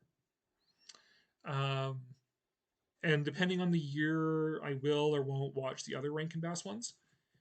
Just depends on the cycle if I'm feeling it. I have copies of It's a Wonderful Life, which I will review for my RKO series. It's a Wonderful Life, Holiday Inn, and the Alistair Sim 1951 Christmas Carol, which I think is the best version of it. That's the classic one, the Alistair Sim version. And I do like to watch reconstructed versions of the Disney Christmas special, From All of Us to All of You. Those are sort of my Christmas films. The ones I have to watch every year are like Rudolph and From All of Us to All of You, and virtually every year Christmas Carol. And then sort of a little more like maybe every other year, every 2 years or something like that, I'll watch like the rest of the Rankin Bass ones and It's a Wonderful Life and that sort of thing. So those are sort of my main Christmas movies. They should do a dubbed version of Godzilla -1. I mean, they can if they want, but I'm not gonna watch it because subs not dubs. I don't do dubs. I've long since, except for a few select anime series, because more out of nostalgia, like how I first saw it was in its dubbed form. Like Escaflowne, Vision of Escaflowne, I tend to watch as a dub. But otherwise, I'm a big subs not dubs guy. In part because I have learned, even though I don't fully understand the Japanese language, I can still pick up the inflections and the emotion and the acting in them that is lacking in the dubbed version. Because the actors in the original Japanese are acting it, whereas the the dub actors are kind of like trying to simulate it. And yeah, so I do not do dubs for the most part. Why did Rankin Bass include a Yeti in their Christmas specials? That is not even the weirdest thing in a Rankin Bass Christmas special. Are you kidding me? The Winter Warlock, the evil guy Winterbolt in Rudolph and Frosty Christmas in July, Eon, the giant vulture of time in Rudolph Shiny New Year. Man, the Bumble is like the least weird monster in the Rankin Bass holiday specials. Do you ever score the Aurora model kits? Now known as Polar Lights. Yeah, I have. I did a video on them. I did a video on. I have the basic Kong, the reprint, the glow in the dark reprint of Kong, and the reprint of the Thronester, King Kong's Thronester. I also for remakes of Aurora. I also have the Zorro. I did a video about that one as well. I would like to get and might keep from my store, like bring home from the store, the Forgotten Prisoner of Castle Mare, which is the model kit that was developed with Famous Monsters of Filmland. It's like the closest thing you can get to a Famous Monsters of Filmland specific toy collectible thing, other than issues of the magazine. So I would like to get the Forgotten Prisoner of Castle Mare. I also saw actually at an antique store not too long ago, I saw an original Aurora Buffalo, North American Buffalo model kit, that like an original like from the 60s. Tempting. It was tempting. That gets me too much into like I'm an Aurora collector now, which is like it's not what I want to do. It's just specific pieces. After the Forgotten Prisoner, actually the one I would love to get my hands on in a reprint or the original is the Madame Tussauds guillotine, because that one's got a story with it about outraged parents and everything, and outraged Madame Tussauds. They were not happy that Aurora chose the guillotine either. So, but I did see like a year ago someone at a city about 3 hours north of here selling an original unpainted Aurora King Kong from the 60s. But I didn't buy it because I was like, money, right? So I don't know, but it would be kind of nice to get like an actual original one, like unpainted and everything. But I'm not gonna lose sleep over it or anything like that. So, but yes, I love the Aurora model kits. I don't want to get all of them, but I love them as part of that Monster Kid 60s Mad Monster Party, Famous Monsters of Filmland, Monster Mash, kind of mid-century monster kitsch vibe thing. Like I think that the Aurora model kits have a cool story with them, have a cool history to them. Just for the setup of the one line. Didn't you know, boy? Bumbles bounce. Oh, Muppet Christmas Carol. Yeah, that's a good one. Island of Misfit Toys always grabbed my imagination when I was a kid. Kind of felt sorry for them, as you should. Especially the ones that there's nothing really wrong with them. Like, I would love a spotted elephant. Are you kidding me? The spotted elephant is adorable. I love that guy. He's like the cutest one. I would totally get a spotted elephant. Queen, I had those two. Yeah, the Kong and Godzilla Aurora kits. I had those two a very, very long time ago. Also, the Hunchback, Frankenstein's Creation, and maybe Dracula. Long gone to dust, alas. Yeah, I actually had the Dracula Illuminator when I was a kid, not having any clue what it was supposed to be. Right, it was just like a weird, clear plastic yellow, I think, model kit of Dracula. And I didn't have the patience as a child to do model kits. Now I know what it is, and I would have kept it if I did. If I knew then what I know now. Yeah, the Dracula. Yeah, I mean it'd be cool to get all the monster kits and have like a full bookcase of like cool Aurora models, and not even just the monsters, but also like the wildlife and the prehistoric scenes and that sort of stuff. But that's a collection. That's a rabbit hole I don't need. And no, there's no point. I have the Aurora kits connected with Kong. I want the one for Famous Monsters because it's so iconic. I have Zorro because I like Zorro. That's fine. That's fine. I don't need to make another hobby of Aurora model kits. Did you ever see Santa Claus Conquers the Martians? I actually saw that one like last week. I went over to a friend's house. We watched it. It's a movie. It has a charm to it, certainly. Wouldn't say I loved it, but it's not quite up there with Plan 9. But it certainly has a charm to it. Hooray for Santa Claus! Were Cold Miser and Heat Miser really pagan gods? I suppose technically. I suppose you could make that argument. Do you think Takashi Yamazaki was better at handling a period piece setting of Godzilla without it being a remake, compared to Jackson, where he felt that Kong needed to be a remake for it to work? I think Jackson's intuition about Kong working best as a period piece is correct. I mean, you have to change Kong to make him work in a modern setting. That's where you get like the MonsterVerse Kong, right? So Kong can work in an updated setting. Also, King Kong Escapes, another example, right? King Kong Escapes takes place either in the 60s or just beyond the 60s. MonsterVerse and so on. If you change Kong, you can put him in a more of a modern setting. But the original movie, like the original version of the story, yeah, I think the intuition is right that it works best in its original time period. But the thing is, like, it works best as the original movie. Like why remake it? Especially if you're going to do a period piece, why bother? Because the original movie is already in that time period. The original movie is already set in 1932. So whatever. You don't have to set a remake movie in 1932 when the original's in 1932. It just highlights why bother making King Kong. Like, why bother remaking it? There's no point.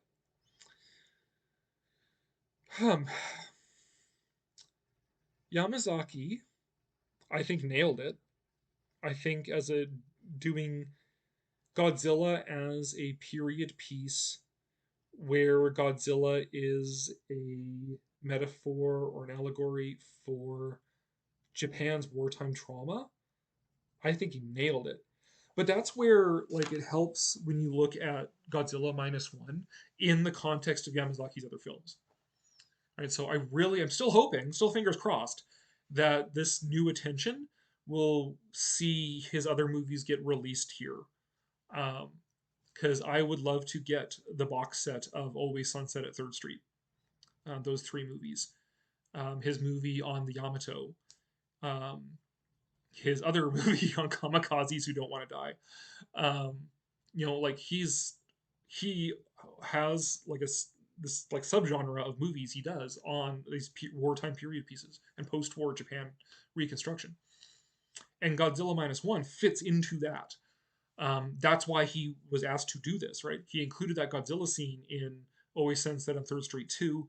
And on that, he was asked to do the video for the ride at the Seibuan amusement park, which is set in the Showa era. And then on that, asked to do this movie. Yeah, like he's versed enough in this, and he's using Godzilla the right way to make a commentary on Japan's experience of war. Whereas like the King Kong 2005 King Kong, it's a period piece by someone who doesn't do period pieces. That doesn't mean anything except as like an indulgent attempt to just remake it. So like there's no real heft to it, like there is for Godzilla -1. Yeah, I think it's just, and I think Yamazaki's just a better filmmaker. Like he's a better director, just in general. I can actually watch his movies and not want to throw up. Peg and Godzilla love show tunes. It's weird how Godzilla -1 and GMK both had the same ending. Yeah. And they both deal with like wartime trauma stuff, right? Except I would say -1's the better of the 2 movies. GMK, everyone loves GMK, but it's not actually one of my favorite Godzilla movies. Like it exists, but eh, eh, eh. Misfit toys are pretty creative toys, actually. Yeah, I know, right? Aurora model kits should have included the Mole People, Metaluna Mutant, the Gill Man from The Creature Walks Among Us. You can get a Metaluna Mutant.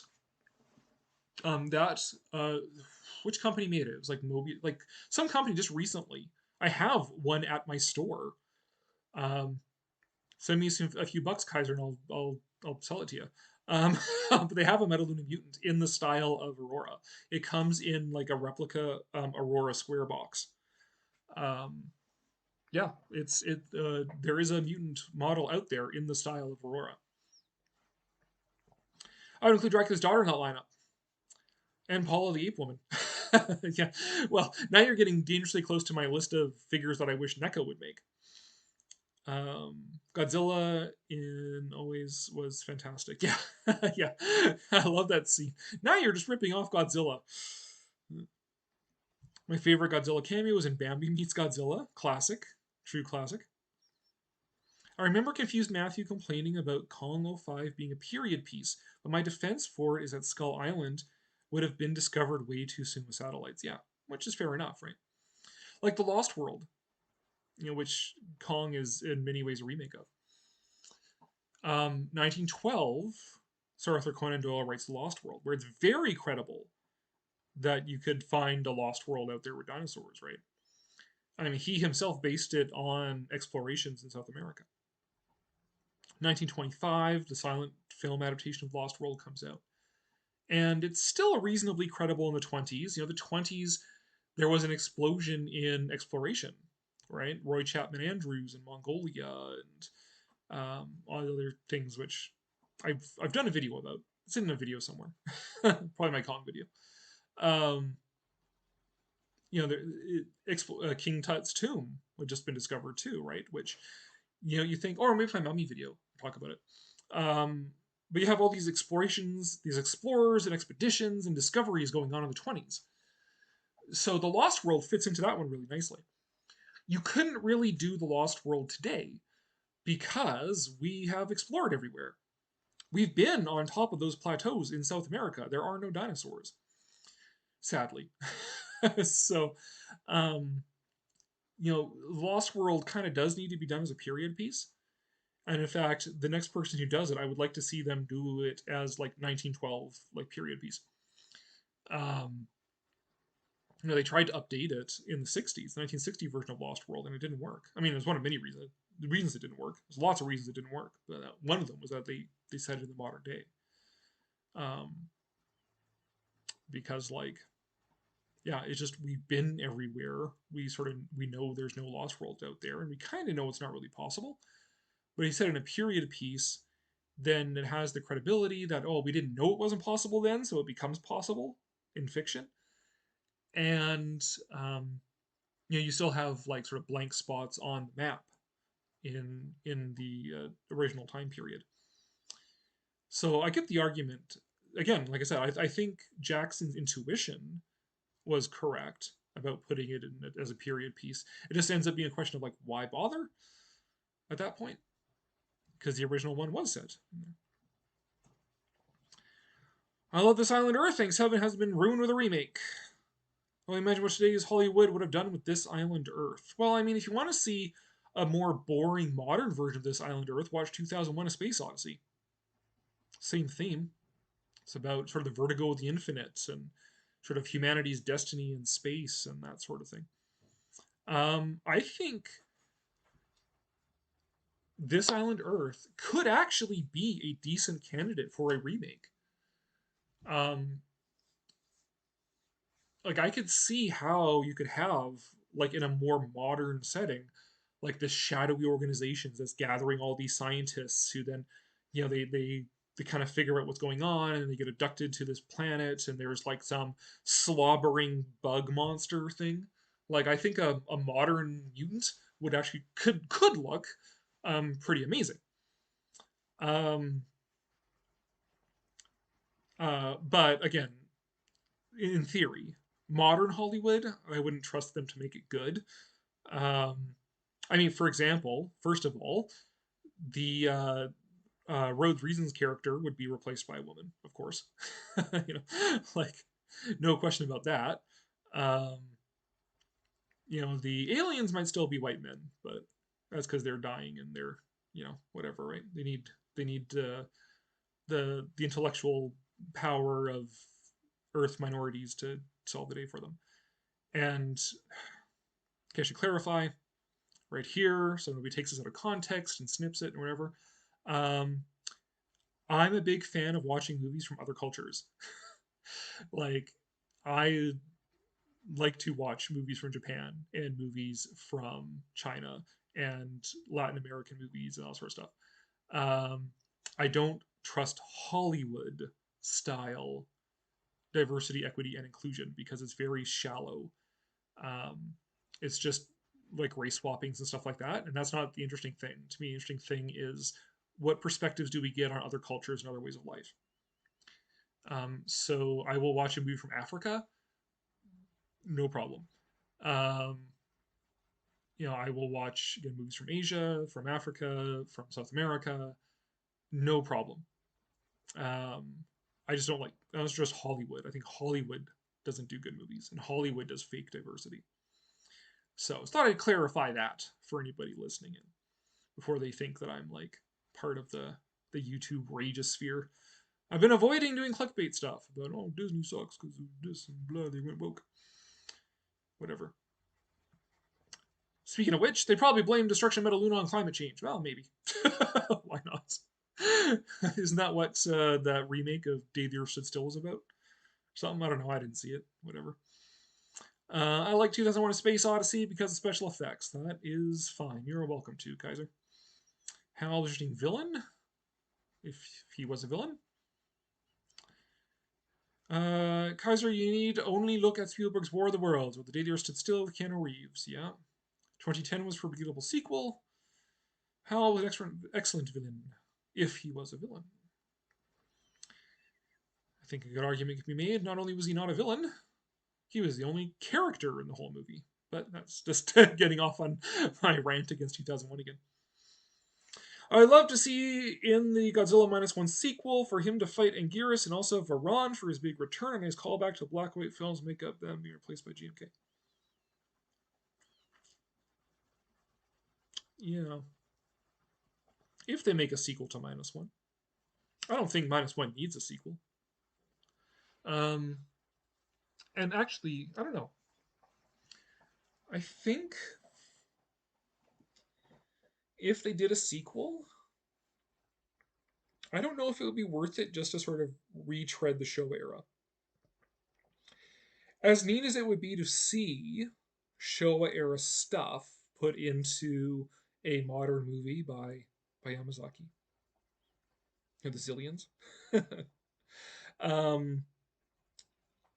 I don't know if it's necessary. Again, we have the Showa movies, but then it's like that same logic could be used for like, why did they make -1 to begin with then, right? Do we need another Godzilla origin movie kind of thing?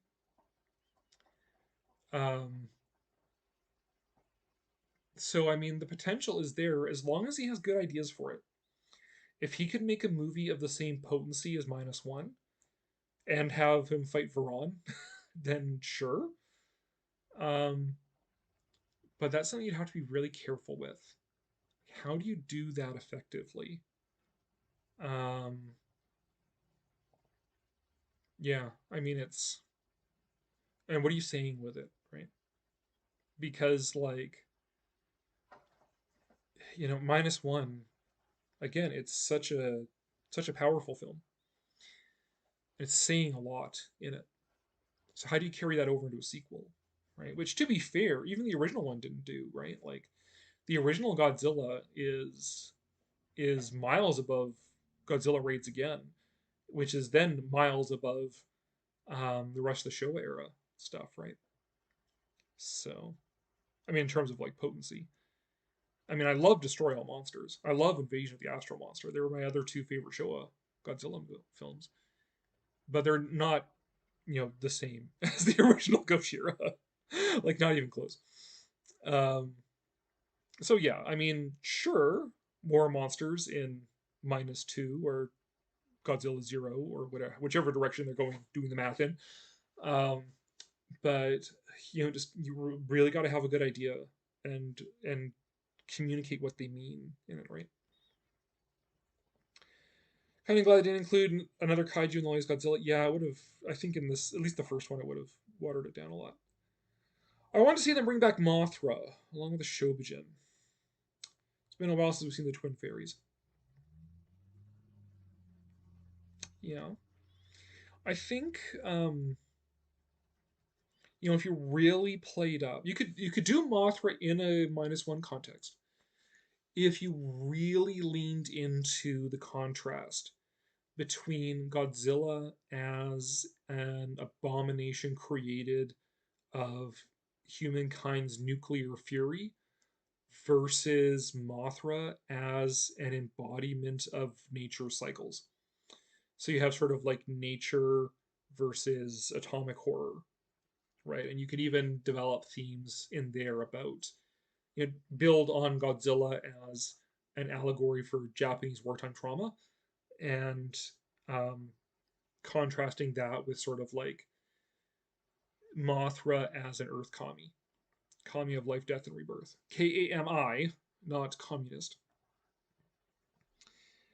And that might be the way to go. I mean, with all due respect to Anguirus and Varan, having Godzilla -1 versus Mothra -1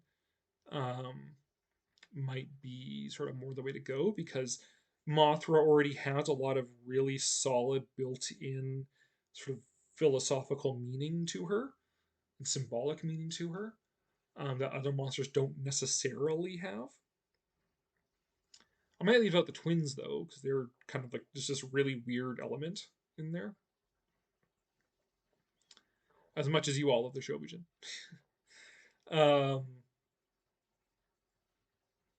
Yeah. If there was any movie, Showa era movie, that I would want to see remade, it would actually be Dogora, the one with the space jellyfish, because there was such incredible potential in Dogora for exploring like what that monster was that they didn't even touch in the movie, right? Because I've explained Dogora before, but I'll do it again. So, Dogora, you have this jellyfish from space that eats carbon. It begins with the most concentrated form of carbon, which are diamonds. Once it runs out of diamonds, it moves on to coal. The implication is that as it runs out of sources of carbon, it's going to get to less and less concentrated forms, which will eventually lead it to life. It will start consuming life. Like, it'll start sucking up people and trees and stuff like that. Because we're all made of carbon. Every living thing is made of carbon. That's the implication in Dogora, is that this monster could potentially sterilize the planet. Like, it could just suck all the carbon out of the planet.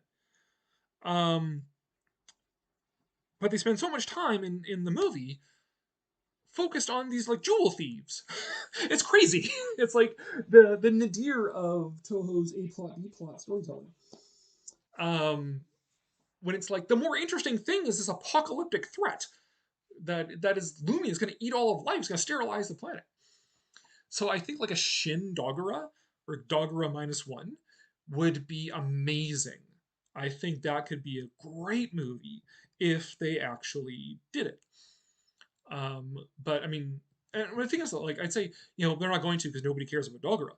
But that also makes it like the perfect candidate to do it with too, because you're not treading on this beloved film, this beloved monster franchise. You're taking like this weird redheaded stepchild of Toho Showa era films and doing a remake of it, which is like the kind of film you'd want to do for remakes. Like, why remake the best movies ever? Remake some of the middling films that had good ideas but didn't fully realize them. That's what you want a remake for. So I would love to see like a Dogora -1. That would be my vote, but we'll see if they hear me. I would be that is actually a Bandai soft vinyl I would buy. If they came out with a Dogora soft vinyl, I would buy that one. So there we go. That's all I could hope for, is that maybe in the next 5 years, 10 years, I'll actually make another Dogora soft vinyl. Yeah, the twins in the MonsterVerse. Yeah, that was actually a witty way of doing it. That it's just like these girls who work for Monarch have a have these like generations of twins going back. Like that was a nice nod. It was a nice nod. Yeah, oh, Martin. Yeah, don't get me started. Again, it's not that I have a thing against multiculturalism or whatever. I am a multiculturalist. I am fascinated by other cultures and other ways of life and other ideas and ways of being and ways of understanding and so on. I actively seek out information. You know, I visit museums, read books, and all sorts of stuff like that. I don't like the pandering BS, and that's what it was in like Rings of Power, right? You know, there's even like the like Easterlings, like the races that aren't even really talked about in Lord of the Rings. There's like total blank slate. They could have done so much with like let's explore other parts of Middle Earth. Instead, it's just like no, let's make like this insular group of hobbits who interbreed for generations be like have the same demographics as Los Angeles. Like, that seems unconvincing somehow. Again, not that I would have a problem with like black hobbits. It just needs to make sense and be organic and meaningful as opposed to just this throwaway pandering kind of like it's just the demographics of Los Angeles.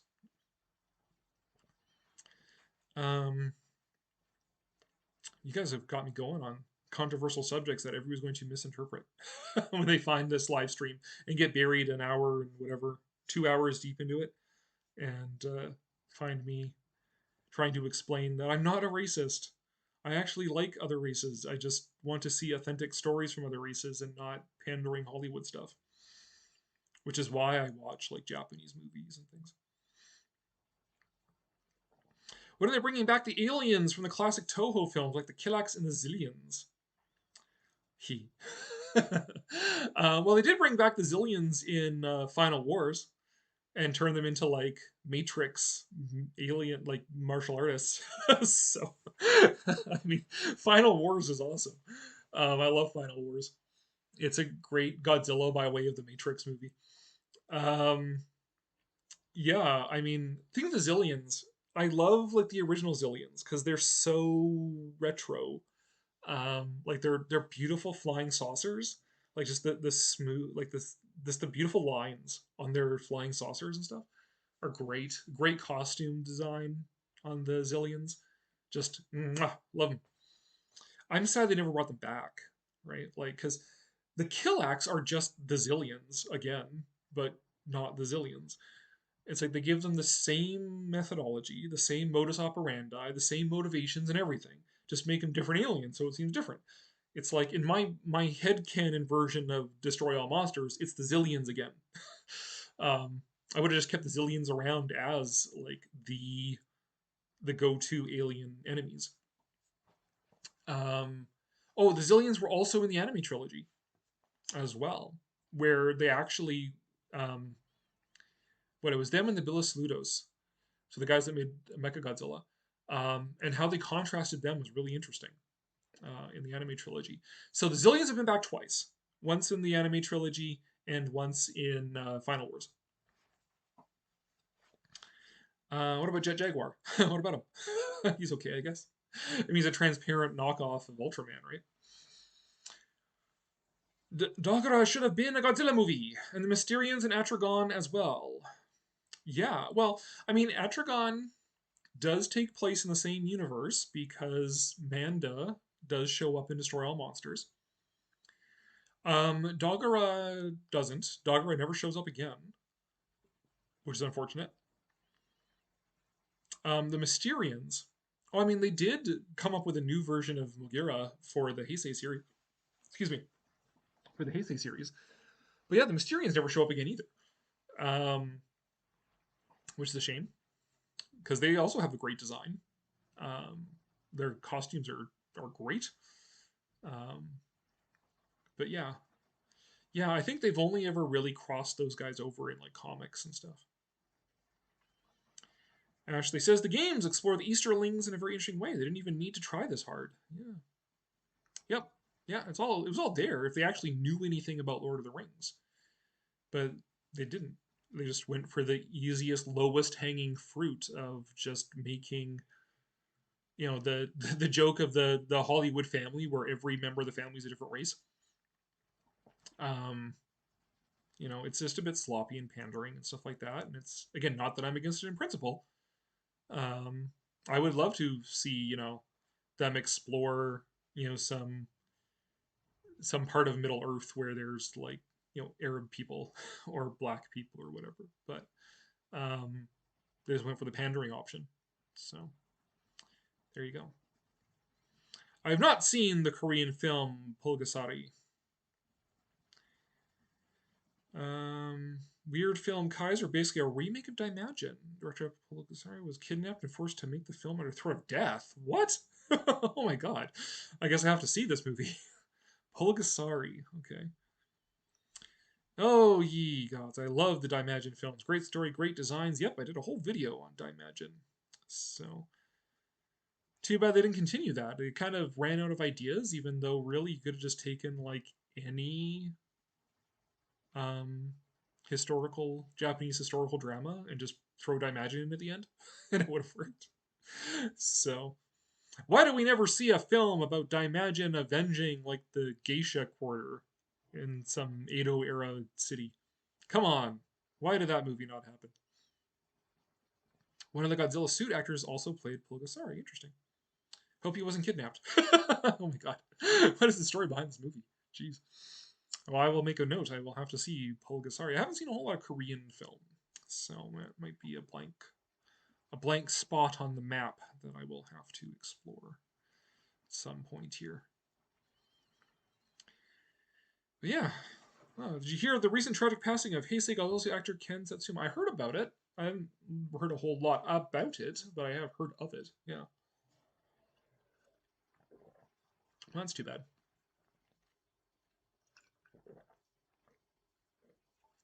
Starts getting parched there. I mentioned eggnog when I was posting about this thing, but I do not have eggnog in here because the stores ran out. After Christmas, they stopped making it. So you kind of got to get it while it lasts. Alas, there's only like one glorious noggy month of the year. Not a lot of eggnog. I want to see the simian aliens from the Mechagodzilla films. Yes, the Bill Saludos. They only ever show up again in the anime trilogy, where they did make Mechagodzilla in that as well.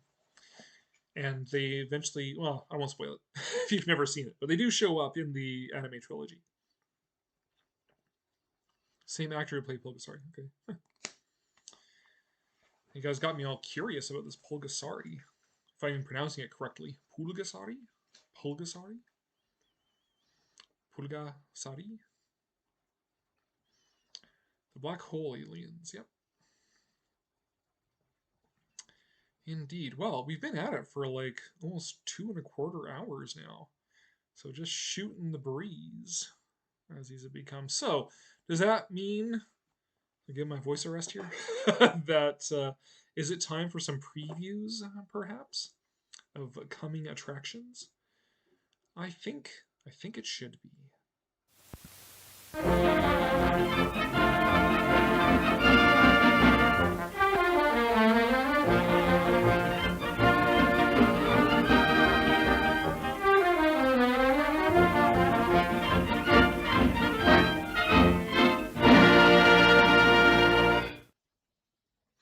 All right, so first video coming up in the new year is going to be this one that started as a review of House of Dracula and realized, you know, it's hard to discuss it without also discussing Abbott and Costello Meet Frankenstein. So I decided to make it a head-to-head fight on which is the real end of the Universal Monsters franchise, House of Dracula or Abbott and Costello Meet Frankenstein. And what are their similarities? What are their differences? All that sort of stuff. So that one is going to be coming up here in the first week of the new year. Here, House of Dracula versus Abbott and Costello Meet Frankenstein, the real end of the Universal Monsters. Then, of course, there is my RKO series that I mentioned as well. So part 1 will be coming out the week after that, which is just going to be an overview of RKO Pictures. How did the company get created? How did it end? and all points in between. So that one is coming up as well. And then also, I actually just finished working on this one today. The next chapter in that one on RKO is the Dolores Del Rio video, talking actually a lot more about sort of tropical South Seas films in early Hollywood as well. So that one is also coming up. That's going to be probably more February though. So I'm going to space them out. I'm going to maybe do one of these RKO ones each month, and then have time in between to work on other videos and things like that, depending on the pace that I am feeling. But then also, actually, hold on, because yeah, I haven't been keeping up a breakneck pace. This month, stuff always comes up.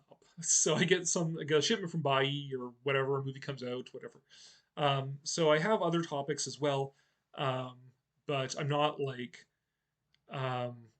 falling over myself to force myself to make content to feed this machine of YouTube and stuff like that. I just can't keep that pace up, and like YouTube isn't my job. So until I actually get money from it, more money. Google sent me money all at once so far. Start getting more money. I thought about maybe if I should start like make memberships, like try and monetize it a bit more. But either way, I'm not a slave to my YouTube channel. My YouTube channel is just me talking about stuff that I like. Except I'm probably not going to do as many toy unboxing videos because those never get any views. So there's kind of no point. But yeah, anyways. So, but I will be pumping out other videos in between those RKO ones. But the RKO ones are probably going to be my big series for the year. That's what I'm focusing a lot on in passively in my spare time, watching Fred Astaire and Ginger Rogers movies and stuff like that. Because that's what's interesting me right now, is talking about that stuff. Whether or not it interests the rest of you. The Grinch. I like the original Grinch, don't really care for the remakes. Pictures, good night, chat you all. Back to work. All right, good night, Doug. Oh yeah, I should show the next live stream as well here. Boom! There we go. Which isn't necessarily what it looks like. We can talk specifically about famous monsters of Filmland, but really it's just talking monsters, which we always do anyways. So it's just another excuse for us to get together and talk about monsters and stuff like that. And we can talk about famous monsters of Filmland specifically. I could even maybe tell you guys about the time I met Forrest J. Ackerman a few years before his passing. But that's going to be our January live stream, is just going to be talking monsters. So Yahoo. So there we go. And yeah, so Doug, if you're still here, goodbye, and thanks for stopping in, and same for the rest of you. Thank you for stopping in. Enjoyed the remaining, well, it's the 4th day of Christmas, so you have 8 more days, so enjoy those. Happy New Year, etc. I hope that the coming year is better than the last one. If your last one was great, I hope the next one is even better. So with that, thank you once again for joining me, and usual suspects.